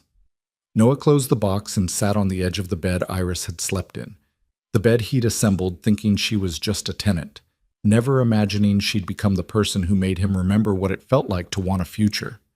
The keychain felt heavy in his palm, weighted with meaning he couldn't fully process. She'd seen him, really seen him. Not just his walls and defenses, but the person beneath them, who'd been lonely for so long he'd forgotten loneliness had an alternative. And he'd seen her too. Not the billionaire heiress or the struggling grad student, but the woman who hummed when she cooked and bought him poetry and played guitar like it was the only honest language she knew. But seeing each other hadn't been enough. Because between them had been lies of omission and fears too deep to speak aloud, and now she was gone, and Noah was left holding a keychain that marked the coordinates of his own breaking open. He took the photograph, the keychain, and the Mary Oliver book back to his room. Left everything else untouched, closed the door, and locked it. Then Noah Hale, who'd spent 6 years learning how to be alone, lay down on his bed and let himself cry for the first time since his father died. Outside, Portland rain began to fall, and the city washed itself clean of another day's accumulated sorrow. But inside the small apartment on the edge of everything, Noah clutched a brass keychain and a book of poetry and understood finally what it meant to let yourself love something fully enough that losing it could destroy you. And he understood, too, that despite the pain, despite the betrayal and the lies and the impossible distance between their worlds, he didn't regret it, not even close. The grief came in waves, unpredictable and violent. Noah would be fine for hours, moving through his day with mechanical efficiency, and then something small would ambush him.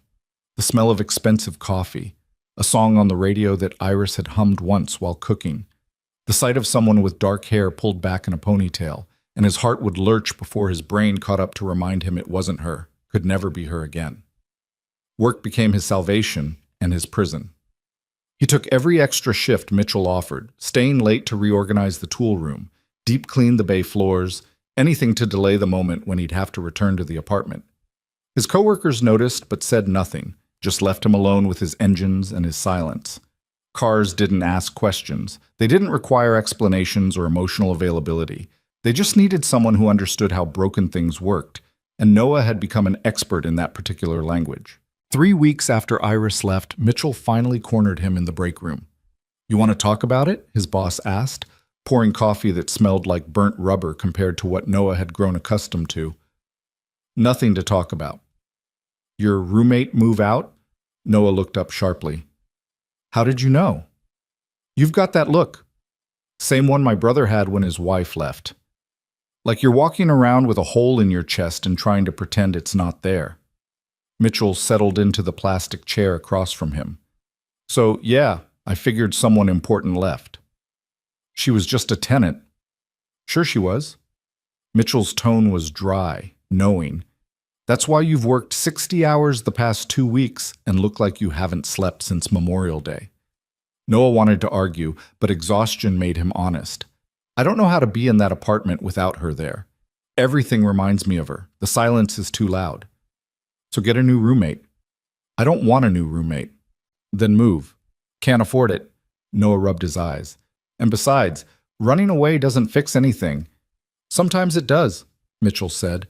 "Sometimes staying in a place that hurts you is just stubbornness pretending to be strength." The words sat heavy in Noah's chest for the rest of the day. Was he being stubborn? Probably. But moving felt like admitting defeat, like accepting that Iris had changed him so fundamentally that he couldn't even live in his own space anymore. He'd survived his father's death, his mother's remarriage, his sister's distance. He could survive this too. He just had to figure out how. That night, Noah forced himself to cook a real meal instead of eating cold cereal over the sink. He chopped vegetables with the knife Iris had sharpened for him, used the good cutting board she'd bought because his was warped and dangerous. Every motion was haunted by her absence, but he pushed through, determined to reclaim some piece of normalcy. The pasta was overcooked and the sauce was bland, but he ate it at the table instead of standing at the counter. Small victories. He was washing his plate when he heard it, a sound so faint he almost missed it. Music, drifting from Iris's room. Noah's heart stopped. For one wild, impossible moment, he thought she'd come back, that she'd somehow gotten past the locks, returned to her room, picked up her guitar, and started playing like the past 3 weeks had been a nightmare they were both waking from. He crossed to her door and pressed his ear against it. The music was clearer now, achingly familiar. It was Iris's voice, Iris's guitar, but it was coming from inside the room where no one should be.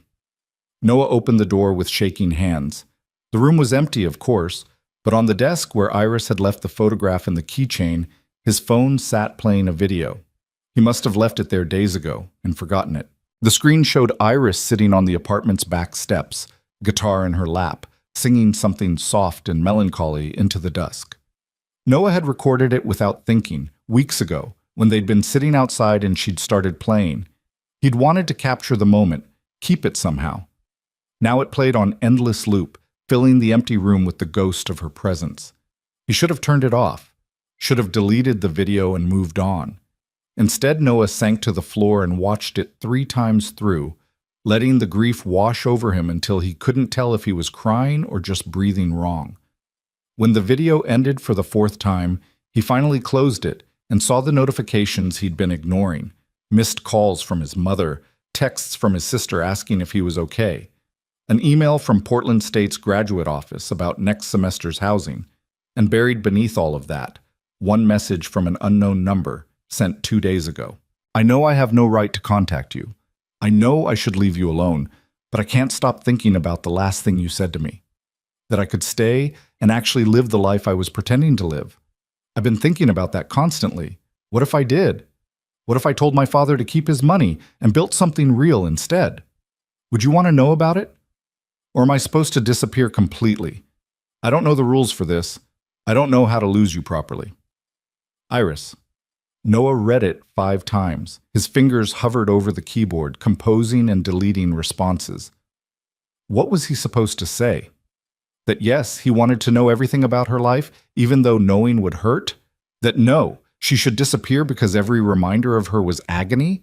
That he missed her so much he'd started sleeping with her photograph on his nightstand like a teenager? In the end, he wrote nothing. Because what was the point? Iris was gone, back to a world of private jets and trust funds, and whatever momentary rebellion she was contemplating wouldn't last. People like her didn't actually walk away from billions of dollars. They had moments of doubt, brief flirtations with ordinary life, and then they returned to where they belonged. Noah had been a detour for her. A story she'd tell at dinner parties someday about the time she slummed it in Portland and fell for a mechanic who thought she was poor. The memory would be sanitized, made charming and eccentric, stripped of the real pain they'd caused each other. He deleted the message without responding and went to bed. But sleep wouldn't come. Noah lay in the dark, listening to the building's familiar sounds, the couple upstairs arguing about something trivial, the traffic on the street below, the hum of his refrigerator struggling against the summer heat. All of it was the same as it had been before Iris arrived, before she'd temporarily rewritten the soundtrack of his life with her music and her laughter and her quiet, transformative presence. Around 2 a.m., he gave up on sleep and returned to her room, not to wallow this time, but to finally clean it out properly. Keeping it as a shrine wasn't helping anyone. He needed to reclaim the space, prepare it for the next tenant, move forward even if forward felt like walking through concrete. Noah started with the books she'd left behind. Most were academic texts about literary theory and contemporary fiction. He stacked them carefully, planning to donate them somewhere. But tucked between 2 heavy hardcovers, he found a small notebook with a worn leather cover. He shouldn't have opened it. Should have respected her privacy and added it to the donation pile. But his hands moved before his ethics could stop them, and suddenly he was staring at Iris's handwriting, page after page of it. It was a journal, not a daily diary, but something more fragmented, thoughts and observations, poems and half-finished sentences. The entries weren't dated, but Noah could track the progression.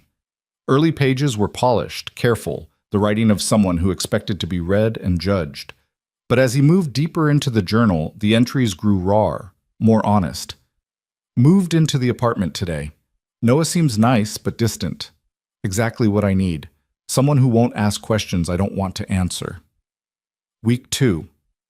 He fixed the disposal without being asked, left a note saying it was no big deal.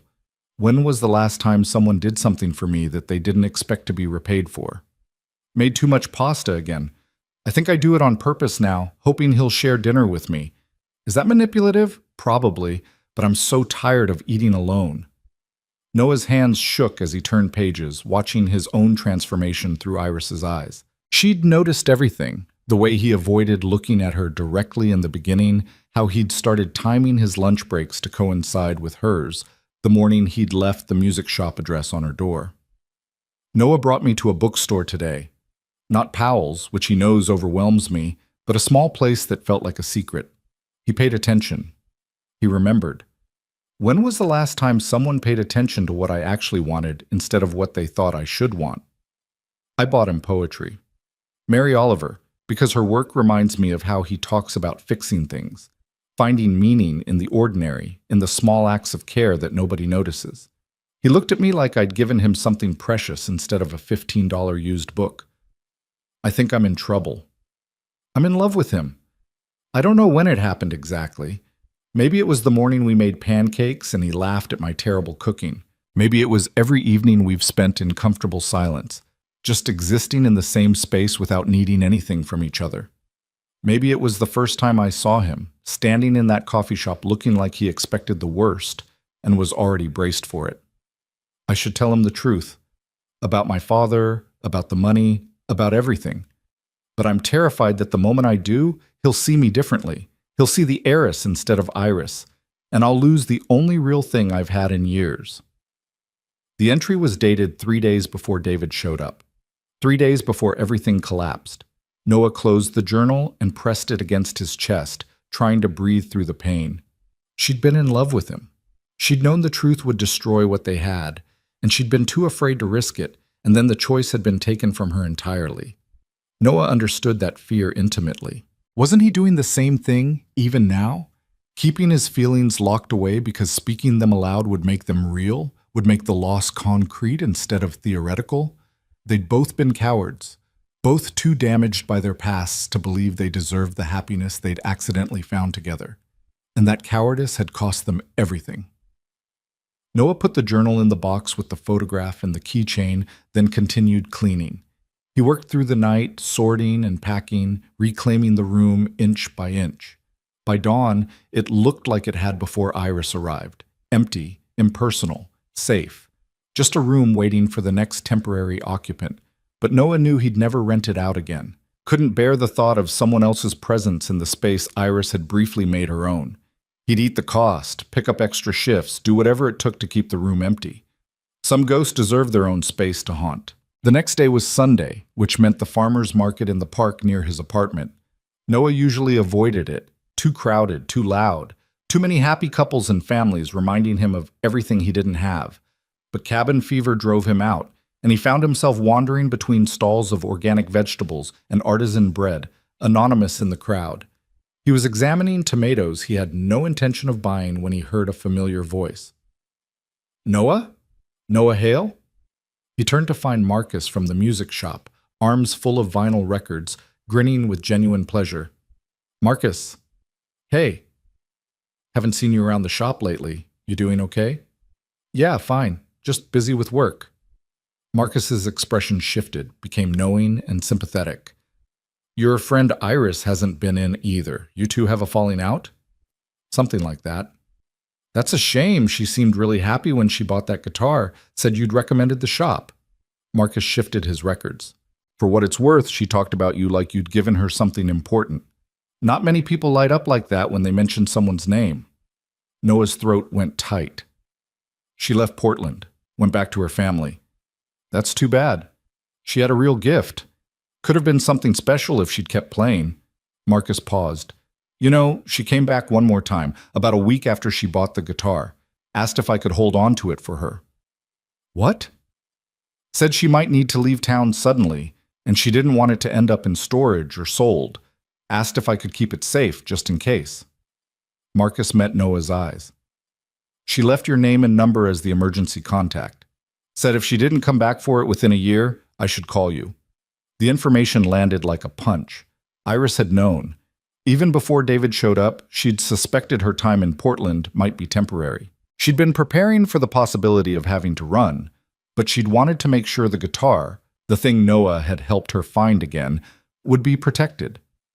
Did she say anything else? Noah asked. Just that the guitar mattered to her, that it reminded her of who she used to be before she forgot. Marcus smiled gently. And that you were the one who helped her remember. Noah thanked him and left the market in a daze, Marcus's words circling in his head. She'd been preparing to lose everything, but she'd tried to save the pieces that mattered. The guitar, the journal, the photographs. Small anchors to the person she'd been trying to become. Was she still trying? Or had she given up, surrendered to the easier path of wealth and family obligation? When Noah got home, he finally opened the envelope Iris had left. Inside was $3,000 in cash, far more than the security deposit and rent she'd mentioned. A note was tucked between the bills. I know you'll want to return this, but please don't. You gave me something worth more than money. You gave me a glimpse of what life could be if I was brave enough to choose it. This is me trying to say thank you, inadequately, for showing me that possibility. Use it for your truck, or your sister's tuition, or just burn it if touching it makes you feel bought. Whatever helps. Noah sat at his kitchen table and stared at the money for a long time. Every instinct told him to send it back, to refuse the gesture as too much, too complicated. But Iris had known he'd feel that way. She'd given him permission to destroy it if that's what he needed. She'd understood him, even in leaving. In the end, Noah folded the bills carefully and put them in an envelope labeled Truck Fund. Not because he needed her money, but because accepting it felt like acknowledging the value of what they'd shared. She'd given him more than cash. She'd given him 2 months of not being alone. And maybe that was worth something, even if it had ended badly. That week, Noah's sister called. Maya rarely reached out unless she needed something, so he answered, expecting a request for money or help with some crisis. "Hey, stranger," she said instead, her voice warm. "Mom said you've been ignoring her calls. She's worried." "I'm fine, just busy." "Busy or avoiding? Can it be both?" Maya laughed. "Fair enough. Listen, I'm coming to Portland next month for a conference. Want to grab dinner?" Noah's first instinct was to say no, to make an excuse, to protect himself from his sister's inevitable questions about why he looked like hell and sounded worse. But something in him rebelled against the impulse to isolate. Iris's voice echoed in his memory. "Humans aren't meant to be alone forever." "Yeah," he heard himself say. "Dinner sounds good."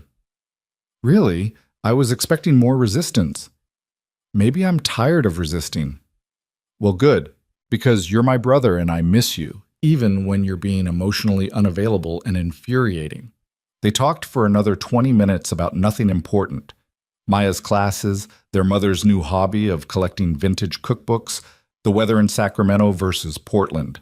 Normal sibling conversation that Noah had been avoiding for years because it required vulnerability he hadn't felt safe offering. When they hung up, Noah felt marginally less hollow. Connection, it turned out, didn't have to be romantic to matter. Sometimes it was just your little sister calling to check on you, refusing to let you disappear completely into your own grief. The days continued their slow march toward something that might eventually resemble normal. Noah returned to his regular work schedule, started sleeping more than 4 hours a night, even ventured out to a movie by himself one weekend. Small steps toward rebuilding a life that didn't revolve around Iris's absence. But the apartment remained stubbornly haunted. He'd catch himself setting out 2 coffee mugs in the morning before remembering he was alone.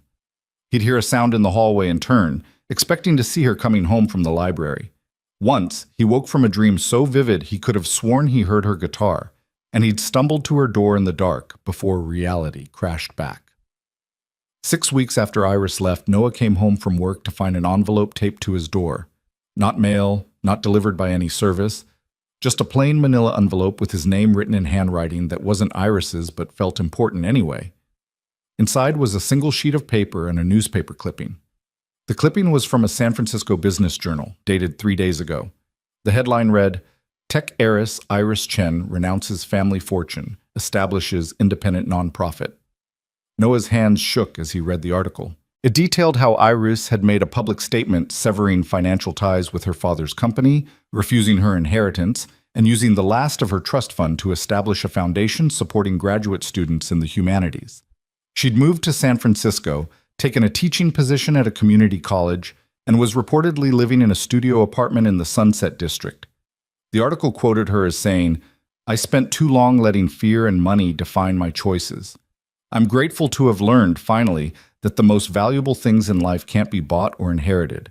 They have to be built, one honest moment at a time." The accompanying letter was from someone named Jennifer Wu, who identified herself as Iris's former roommate from undergrad. "Dear Noah, Iris doesn't know I'm sending this. She'd probably be furious if she found out. But she talks about you constantly, and I think you deserve to know what she gave up. My friend walked away from $3 billion. Said she'd rather be poor and honest than rich and haunted. She asks about you sometimes, in this careful way, like she's afraid I'll judge her for still caring. I won't tell her I contacted you, but I thought you should know, whatever happened between you two, it mattered enough that she chose authenticity over everything she'd ever known. Make of that what you will. Jennifer." Noah read both documents 3 times, then a fourth. Iris had actually done it, had chosen the life she'd been pretending to live, had walked away from unimaginable wealth to build something real. The courage that took, the sheer force of will required to reject everything you'd been raised to value.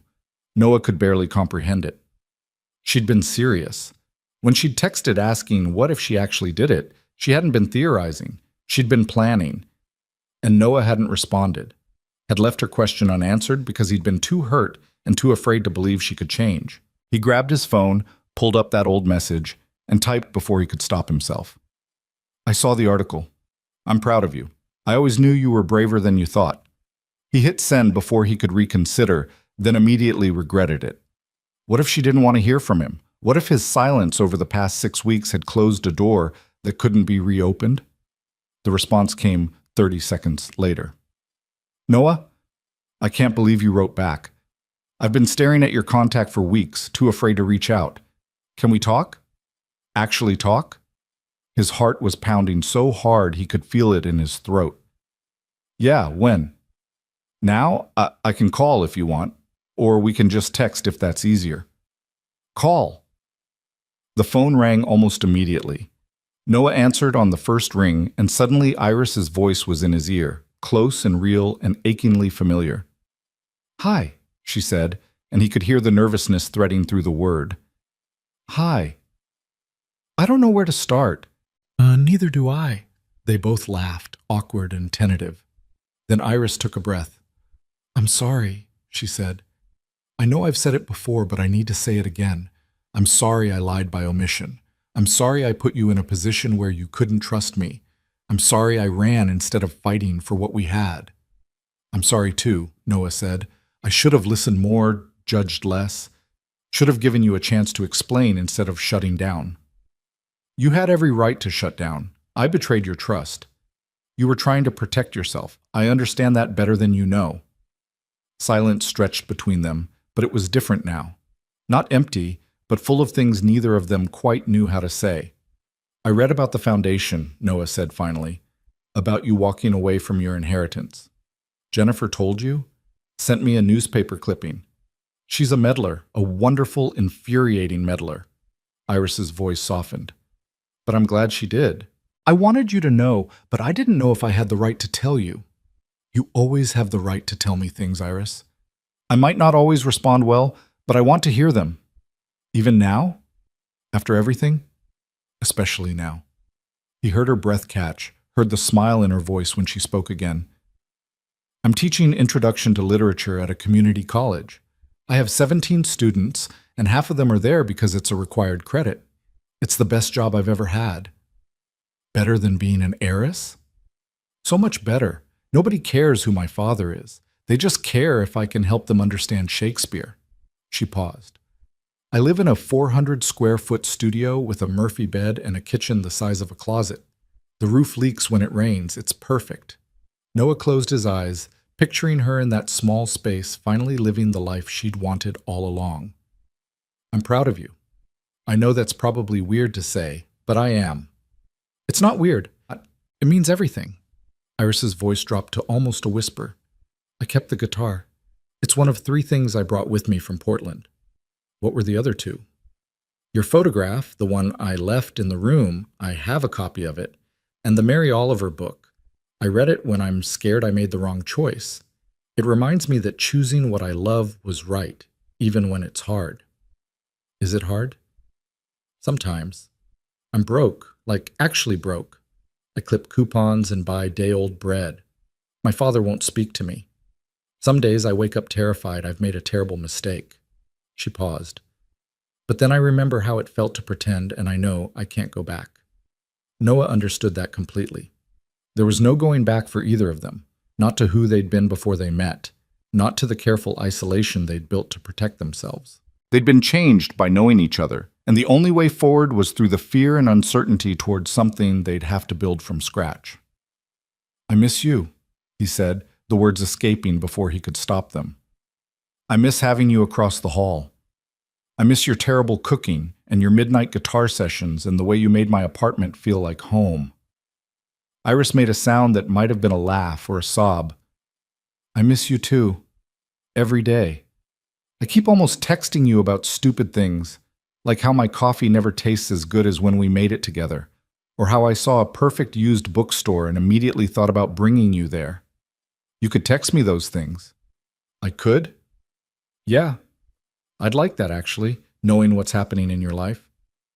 Even though I'm in San Francisco and you're in Portland and we're whatever we are, we're people who care about each other, Noah said firmly. We're people who hurt each other and survived it.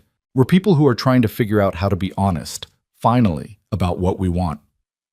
And what do you want, Noah Hale? The question hung between them, enormous and terrifying. Noah could deflect, could retreat to safety, could protect himself from the vulnerability of answering truthfully. But Iris had given up billions of dollars to live authentically. The least he could do was match her courage. I want you in my life, he said. I don't know what that looks like yet. Maybe just texts and phone calls for now. Maybe more eventually, if you're willing, but I want to try, Iris. I want to figure it out together instead of hiding. He heard her crying softly on the other end, and his chest ached with the desire to comfort her in person, to close the distance between them. I want that too, she whispered. I want to try. They talked for 2 more hours, filling in the gaps of the past 6 weeks. Iris told him about her tiny apartment and her students and the community garden where she'd started volunteering. Noah told her about his sister's upcoming visit and how he'd finally deep-cleaned Iris's old room but couldn't bring himself to rent it out. They talked about big things and small things and nothing at all, just relearning the rhythm of each other's voices. When they finally hung up, well past midnight, Noah felt lighter than he had in weeks. The apartment was still empty, Iris was still 400 miles away, and nothing about their situation was simple or resolved. But they were talking, they were trying, and sometimes that was enough. The text started small and tentative, like 2 people learning a new language together. Iris would send a photo of her leaking ceiling with the caption, "My landlord says it adds character." Noah would reply with a picture of an engine he was rebuilding, something complicated in German that fought him at every turn. They traded details of their days. Her student who finally understood metaphor, his coworker who kept trying to set him up on dates he had no interest in going on. Slowly, carefully, they rebuilt what had broken. Not the same structure as before, but something stronger for having been shattered and pieced back together with honesty instead of omission. 2 weeks after that first phone call, Iris sent a voice message instead of a text. Noah was under a Honda Civic when his phone buzzed, and he nearly cracked his head on the undercarriage in his hurry to listen. "Hey, it's me. I know we usually text, but I wanted you to hear this." A pause. The sound of her moving around what he imagined was her tiny apartment. "I played at an open mic night tonight. First time in front of people in years. I was terrified, but I kept thinking about what you said once, that I shouldn't have stopped just because I wasn't perfect. So I played 3 songs, and people actually listened. One woman came up after and said my lyrics made her cry, but in a good way. Her laugh was soft, disbelieving. I thought you'd want to know, that your words mattered, that they're still mattering. Okay, that's all. Text me back when you can." Noah sat in the bay with grease on his hands and listened to the message 4 times. The joy in her voice, the nervous pride, the way she'd thought to share it with him, it all settled warm and certain in his chest. He cleaned up quickly, ignoring Mitchell's curious look, and called her directly. "You played?" he said when she answered. "Noah, hi. Yeah, I did. How did it feel?" "Terrifying. Amazing. Like I was doing something I was supposed to be doing all along." She paused.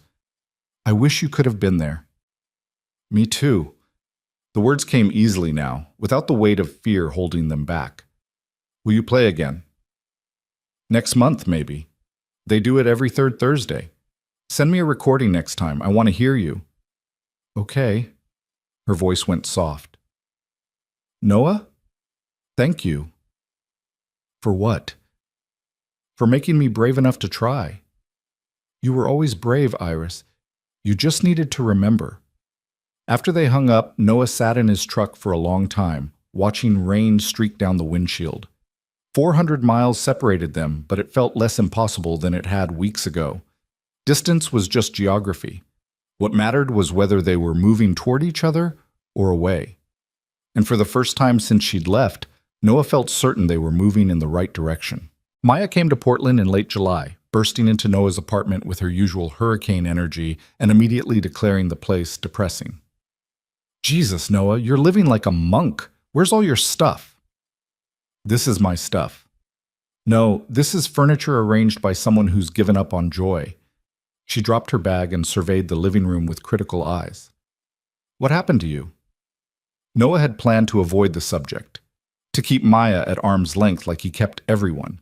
But sitting across from his sister at a Vietnamese restaurant that night, watching her demolish spring rolls while complaining about her thesis advisor, he found himself telling her everything. About Iris, about the lies and the leaving, about the phone calls and texts that were slowly building something new from the ruins. Maya listened without interrupting, which was unusual for her. When Noah finally finished, she sat back and studied him. "You're in love with her," she said. It wasn't a question. Yeah. And she's in San Francisco being poor and noble. She's teaching, building a life. And you're here fixing cars and pining. Noah bristled. I'm not pining. You absolutely are. You just spent 20 minutes telling me about a woman who lied to you, and you looked happy the entire time. Maya stabbed a piece of tofu with her chopstick. So what are you going to do about it? What do you mean? I mean, are you just going to text each other forever, or are you actually going to do something? Like what? She's building a new life in San Francisco. I can't just what? Visit her? Ask if there's room in that new life for you? Maya leaned forward. Noah, you've been alone since Dad died. You've been so busy protecting yourself from getting hurt that you forgot how to actually live. And now you finally found someone who makes you want to try, and you're still hiding. I'm not hiding. I'm being realistic. We live in different cities. We're rebuilding trust. It's complicated. Everything worth having is complicated. Maya's voice gentled. But you can't build something real if you're not willing to take risks. And sitting in Portland texting her sweet messages is safe, but it's not the same as showing up. Her words stayed with Noah long after Maya left for her conference. Was he hiding? Maybe. It was easier to maintain connection through screens and distance, easier to control the narrative when you could edit your messages and hang up when things got too intense. Actually, showing up in San Francisco would mean vulnerability he hadn't allowed himself since Iris walked out his door. But maybe that was exactly the point. Maybe real courage wasn't protecting yourself from pain, but choosing connection anyway, knowing it might hurt. That night, Noah pulled up flights to San Francisco on his laptop, then closed the browser, then opened it again. The cycle repeated for an hour before he finally admitted what was holding him back. Fear that she'd see him in her new context and realize he didn't fit. Fear that the version of him she'd fallen for only existed in the small apartment they'd shared. Fear that he'd built her up in his mind into someone who couldn't possibly live up to the reality, or worse, that he'd disappoint the version of him she'd been building in hers.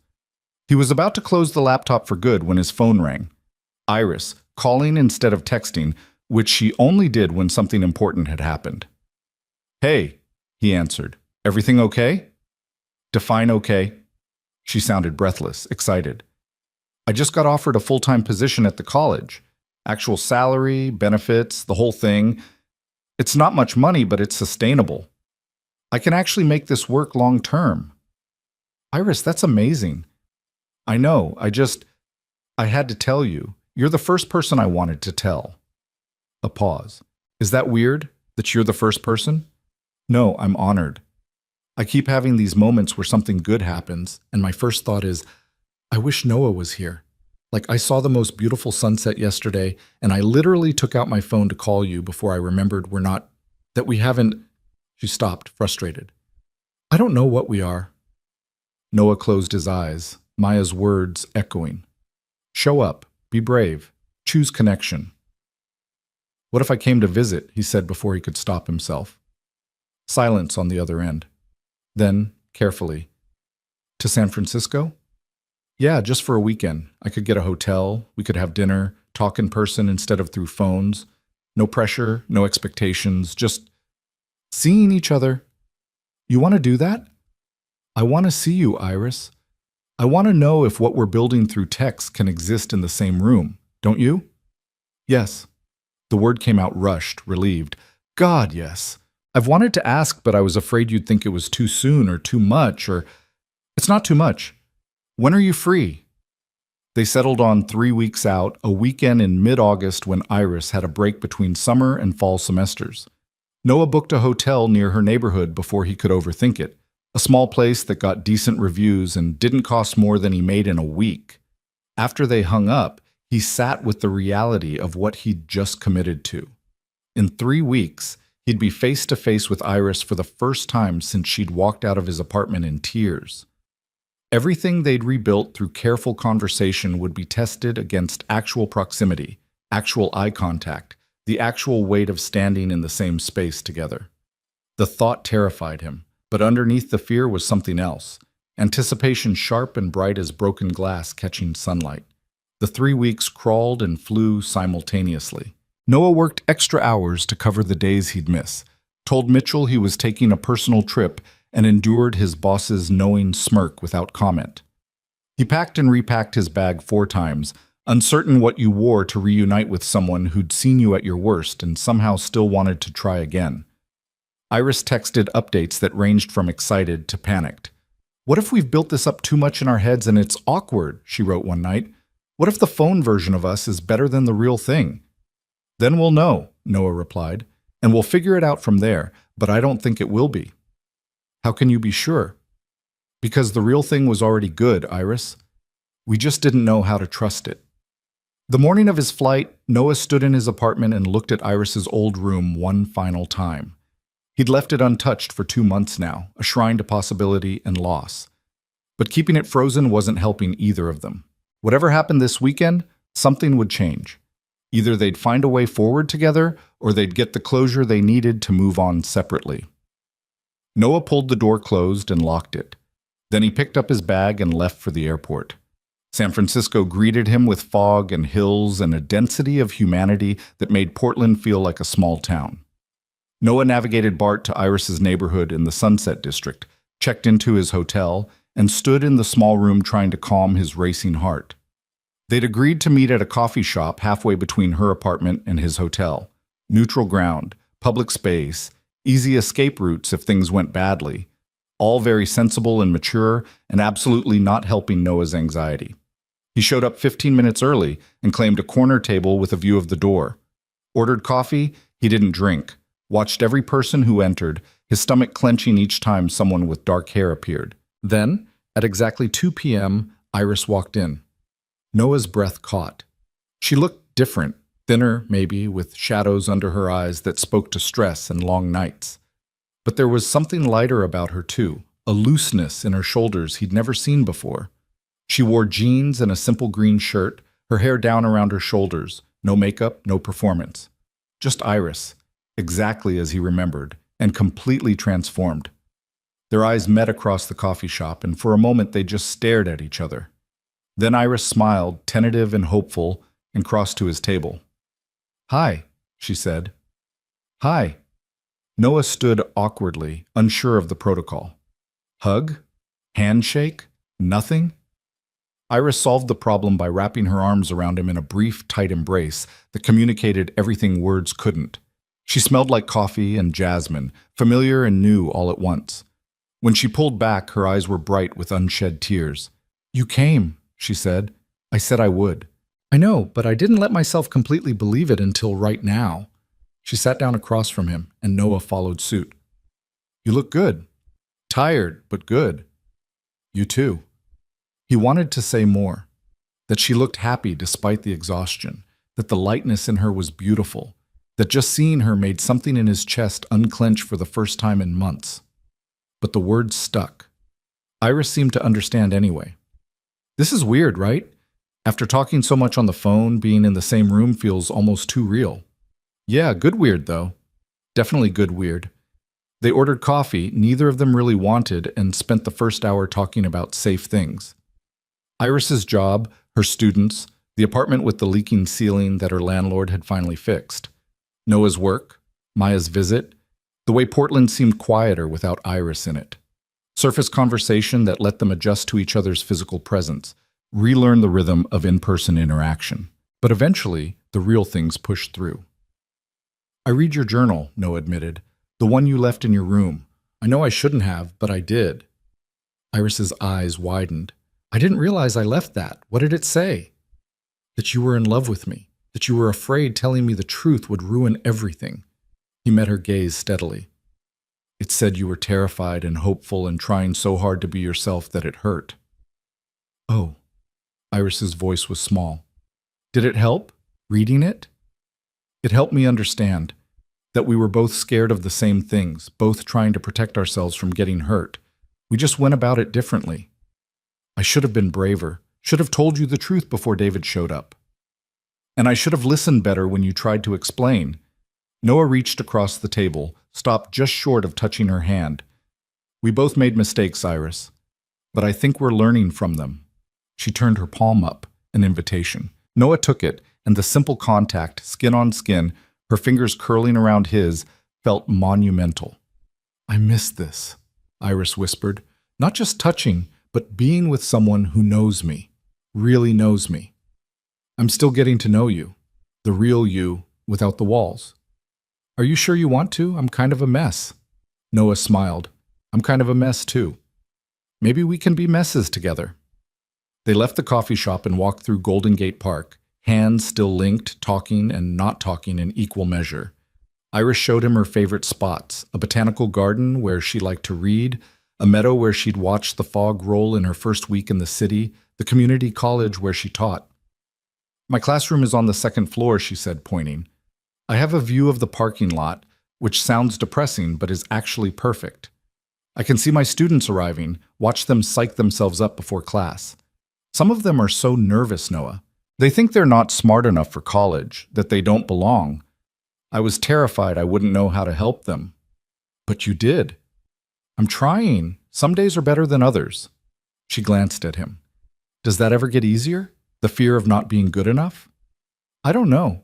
I'm still waiting to find out. They ate dinner at a tiny Vietnamese place Iris claimed had the best pho in the city, argued about whether Oakland or Portland had better food trucks, debated the merits of fog versus rain as ambient weather. Normal conversation, easy and comfortable, with none of the awkwardness Noah had feared. After dinner, they walked toward the ocean, the city lights giving way to darkness and the sound of waves. The beach was nearly empty, just a few couples and a dog chasing seagulls in the dusk. I used to come here when I first moved, Iris said, staring out at the water. When I was having panic attacks about throwing away billions of dollars to live in a studio apartment and teach community college. I'd sit right here and try to convince myself I'd made the right choice. Did it work? Sometimes. Other times I'd just cry and eat ice cream and wonder if I was having some kind of breakdown. She turned to face him. But I never regretted it, Noah. Even on the hardest days, I never regretted choosing this. I'm proud of you, Noah said. I know I've said it before, but I need you to hear it again. What you did took incredible courage. So did calling me. So did coming here. Iris stepped closer. You could have stayed in Portland, kept me at a safe distance, protected yourself from the risk, but you showed up anyway. I was tired of being safe. Me too. They stood in the sand, waves crashing in the darkness, the fog rolling in cold and damp around them. Noah could feel the moment building, the question that had been hovering between them since he arrived. What were they doing? What did they want from each other? Were they willing to take the risk of trying again, knowing how badly it had hurt the first time? Iris, he started, but she interrupted. I'm not moving back to Portland, she said. I need you to know that. I love what I'm building here. This city, this job, this life. It's mine in a way nothing's ever been mine before. I can't give it up, not even for you. The words should have hurt, but Noah understood them for what they were. Not rejection, but honesty. Boundary setting, the kind of truth they'd failed to tell each other before. I wouldn't ask you to, he said. I don't want you to sacrifice what you've built, but I also don't want to lose you again. So what do we do? Noah took a breath, terrified and certain all at once. We try. Long distance, weekend visits, whatever we can make work. It won't be easy, and maybe it won't be sustainable long term. But I'd rather try and fail than spend the rest of my life wondering what could have been. Iris's eyes were bright with tears. You'd really do that? Drive down here on weekends, deal with the distance, all of it? For you? Yeah, I would. Noah Hale, are you asking me to be your girlfriend? The teasing in her voice was gentle, affectionate. I guess I am, if you'll have me. Instead of answering with words, Iris kissed him. It was soft and tentative at first, a question and an answer all at once. Then, Noah's arms went around her, pulling her closer, and the kiss deepened into something that felt like coming home and starting over simultaneously. When they finally broke apart, both breathless, Iris laughed. Yes, she said. In case that wasn't clear, yes, I'll have you, distance and complications and all. They stayed on the beach until the cold drove them inland, walking back toward the city with their fingers intertwined. At Iris's building, Noah kissed her goodnight and promised to meet her for breakfast the next morning. You could come up, she offered, and Noah heard the vulnerability in it. Just to see the apartment, no pressure for anything else. He wanted it so badly his chest ached, but this was still new, still fragile, and rushing it felt dangerous. Tomorrow, he said instead. I want to do this right, Iris. Slow and honest and sustainable. She kissed him again, softer this time. Tomorrow, then. The rest of the weekend passed in a blur of conversation and exploration. Noah met Iris's favorite barista, saw her studio apartment with its Murphy bed and miniature kitchen, listened to her play guitar in the corner that served as her living room and bedroom, and study all at once. She showed him the notebooks where she drafted lesson plans, the stack of student essays she was grading, the small corner of her life she'd built from nothing. In turn, Noah told her about the spare room he still couldn't rent out, about Maya's visit, and how his sister had basically called him a coward for not coming to San Francisco sooner. About the mornings he still set out 2 coffee mugs before remembering he was alone. They didn't solve everything, didn't have all the answers about how long distance would work or what the future looked like. But they talked honestly, without hiding or performing, and that felt like progress. Sunday came too quickly. Noah's flight left at 6 p.m., and Iris insisted on riding Bart with him to the airport. They sat pressed together on the train, not talking much, just existing in each other's presence for as long as possible. At the security checkpoint, Iris hugged him tightly. 3 weeks until I can visit Portland? She asked. 3 weeks. I'll pick you up from the airport. And we'll make pancakes? Terrible, burnt pancakes, I promise. She laughed through tears. I can't wait. Noah kissed her one more time, trying to memorize the feeling for the lonely weeks ahead. Then he forced himself to let go and walk toward security without looking back.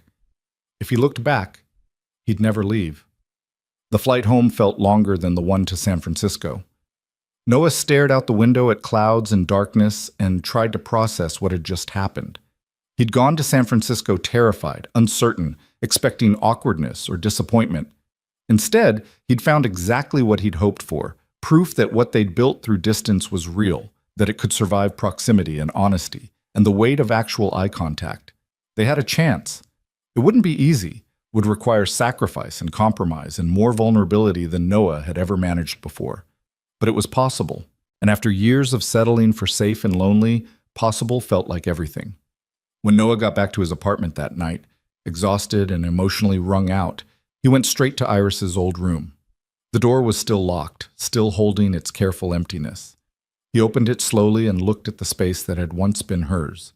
It was time to let it go. Not forget, never forget, but release it from being a shrine to loss. Iris wasn't coming back to Portland, wasn't reclaiming this room. She'd built something new in San Francisco, and Noah needed to honor that instead of preserving the ghost of what they'd had.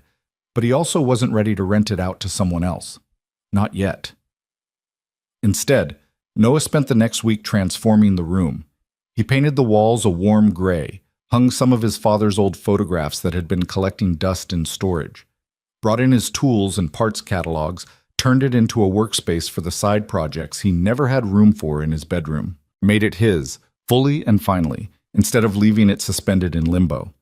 The room would always carry Iris's ghost. He'd still remember her music drifting through the wall, her handwriting on sticky notes, the way she'd made this space feel alive.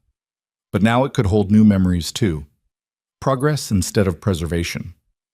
Iris video called him the day he finished painting, wanting to see the transformation. "It looks good," she said, her face pixelated on his phone screen. "Really good. I'm glad you're using it instead of leaving it empty." It was time. I was using it as a way to hold on to the past, and that wasn't fair to either of us. To be fair, we both spent a lot of time holding on to the past instead of building toward the future. "And now?" Iris smiled. "Now we're trying, which is scarier but also better." The 3 weeks until her visit became 2, then 1 swan.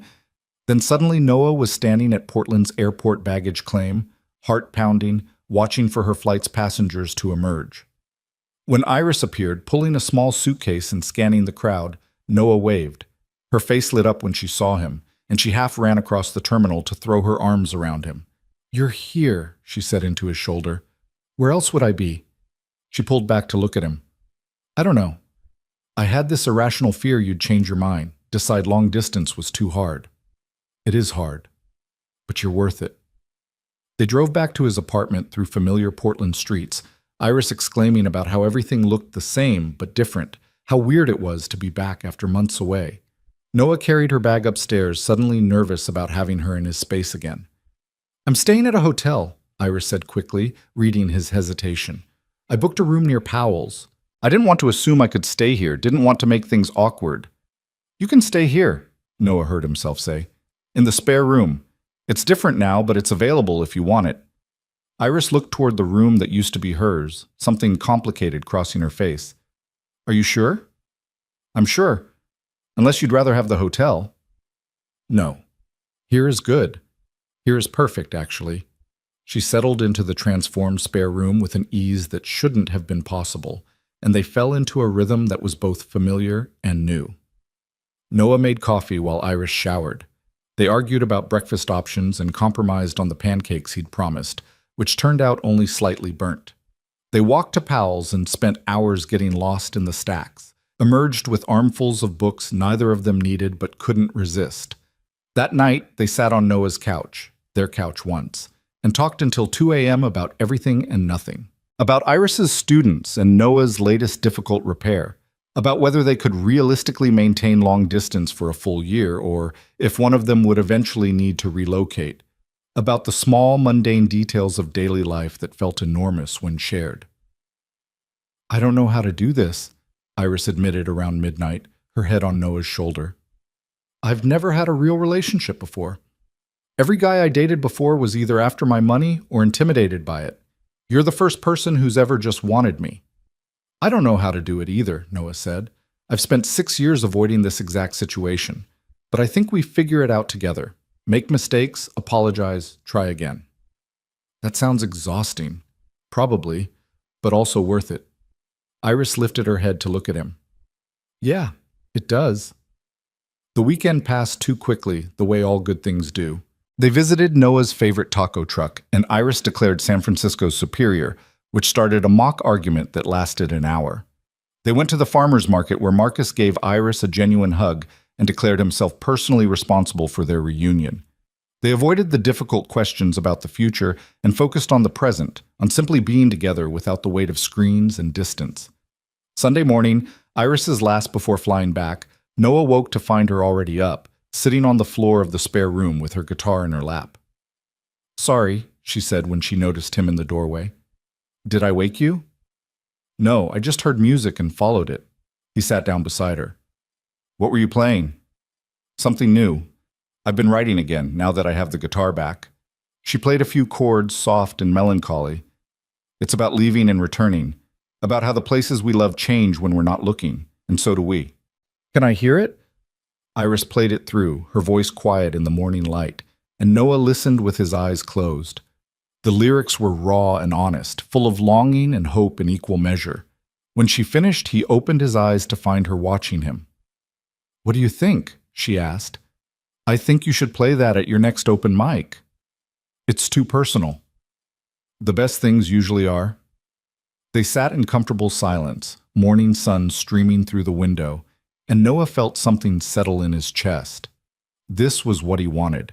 Not perfection, not easy, but this exact combination of person and moment and tentative hope. At the airport that afternoon, their goodbye was easier than the first one. Still hard, still tinged with the ache of separation, but tempered by certainty. They'd see each other again in 2 weeks, would text every day, call when they could, build their relationship one careful conversation at a time. "I love you," Iris said at the security checkpoint, the first time either of them had said the words aloud.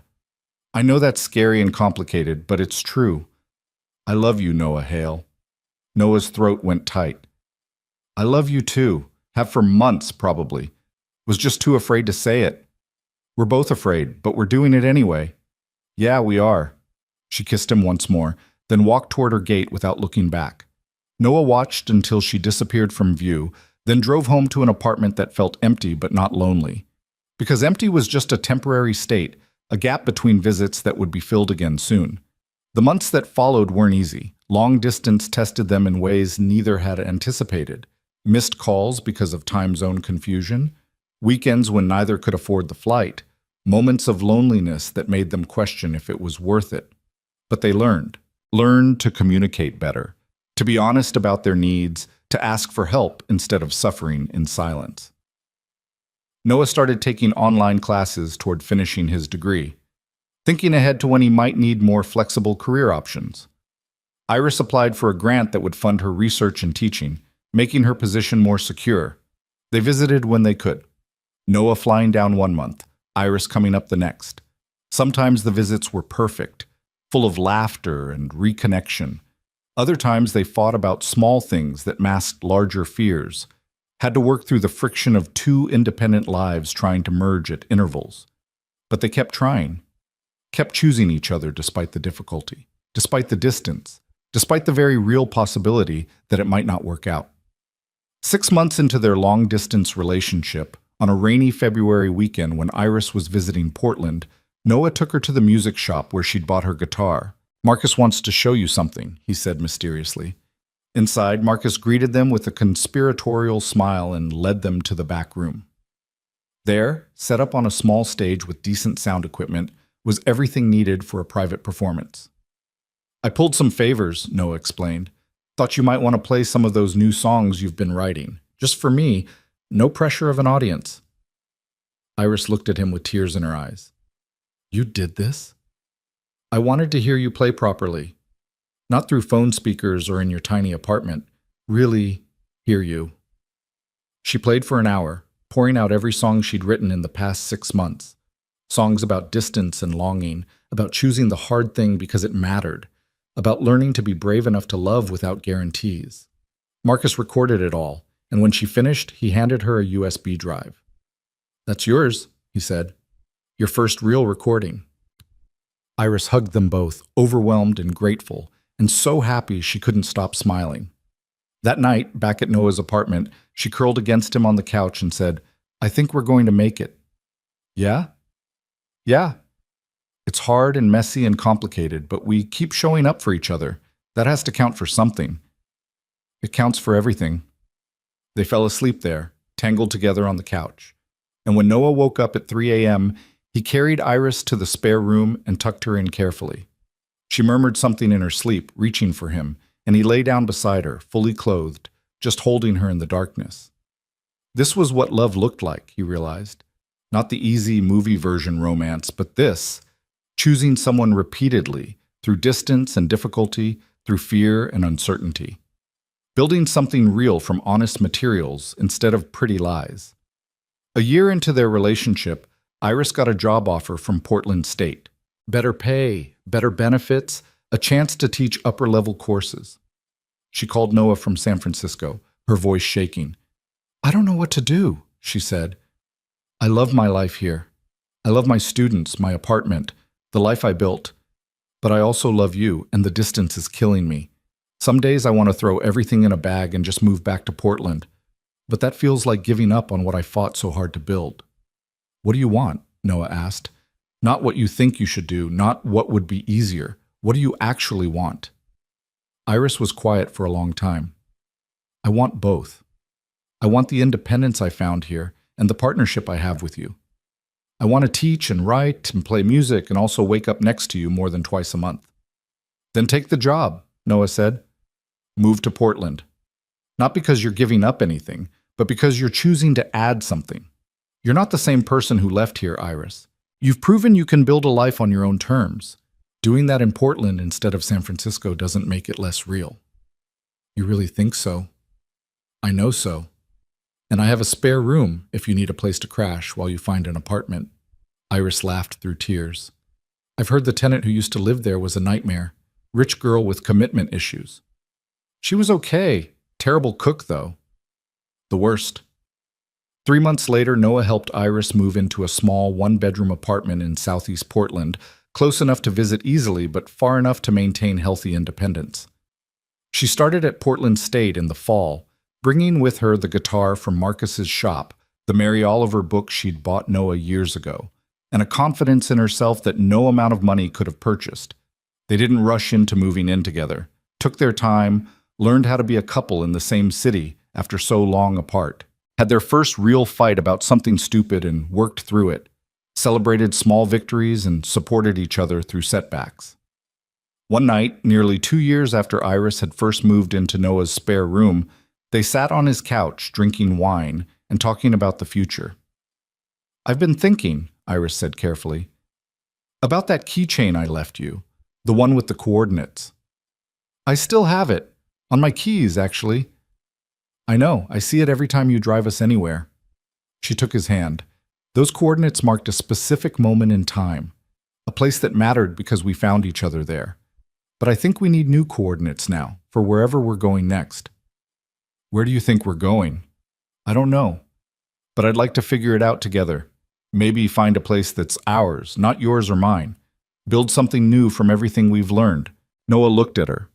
This woman who'd crashed into his carefully controlled life and dismantled all his defenses, who'd lied to him and hurt him and loved him through it all. Who'd given up billions to live authentically and chosen him repeatedly when easier options existed. I'd like that, he said. New coordinates, new chapter. Same team, though? Always the same team. 6 months later, they found a small house to rent in a quiet neighborhood, with a yard where Iris could plant flowers and a garage where Noah could work on cars. It had a spare room that they turned into a music studio, soundproofed and warm, where Iris taught guitar lessons on weekends and wrote songs late into the night. The house had a front porch where they'd drink coffee on Sunday mornings, watching their neighborhood wake up. Sometimes they'd talk about big things, career goals, whether they wanted kids someday, what forever might look like. Other times they'd sit in comfortable silence, content just to exist together. Noah kept the brass keychain with the coordinates of his old apartment, but he had a new one made too, marked with the latitude and longitude of their shared home. He gave it to Iris on the anniversary of the day they'd met at that coffee shop, what felt like a lifetime ago. She cried when she opened it, understanding immediately what it meant. New coordinates, she said, holding it up to catch the light. New beginning. But we brought the best parts of the old one with us. The coffee skills? Definitely the coffee skills, and the honesty, and the willingness to be terrified together. Iris laughed and kissed him. I love our terrified life. Me too. That night, Noah hung the new keychain next to the old one on a hook by their front door. 2 sets of coordinates, 2 chapters of the same story, proof that sometimes the best thing you could do was let someone in, even when it scared you. Especially when it scared you. Because on the other side of that fear was this: a home filled with music and laughter, with honest conversation and shared coffee, with a partner who knew your worst parts and loved you anyway. A life built not on money or pretense, but on small, repeated acts of courage and care. Noah Hale, who'd spent so many years alone, had finally learned what it meant to be home. Not in a place, but in a person. In the choice they made every day to keep choosing each other, through distance and difficulty, through fear and imperfection, through all the messy, beautiful complexity of building a life together. And Iris Chen, who'd walked away from billions to find herself, had discovered that the most valuable thing she could ever possess was the freedom to love authentically, without performance or protection. They'd both been so afraid of losing themselves by letting someone in. Instead, they'd found that the right person didn't take anything away. They helped you become more fully who you were meant to be all along. Some nights, when Portland rain drummed against their windows and Iris played guitar in the next room, Noah would stand in the doorway and watch her, still amazed that this was his life, that he'd taken the risk of opening his door to a stranger and found everything he'd been missing without knowing it.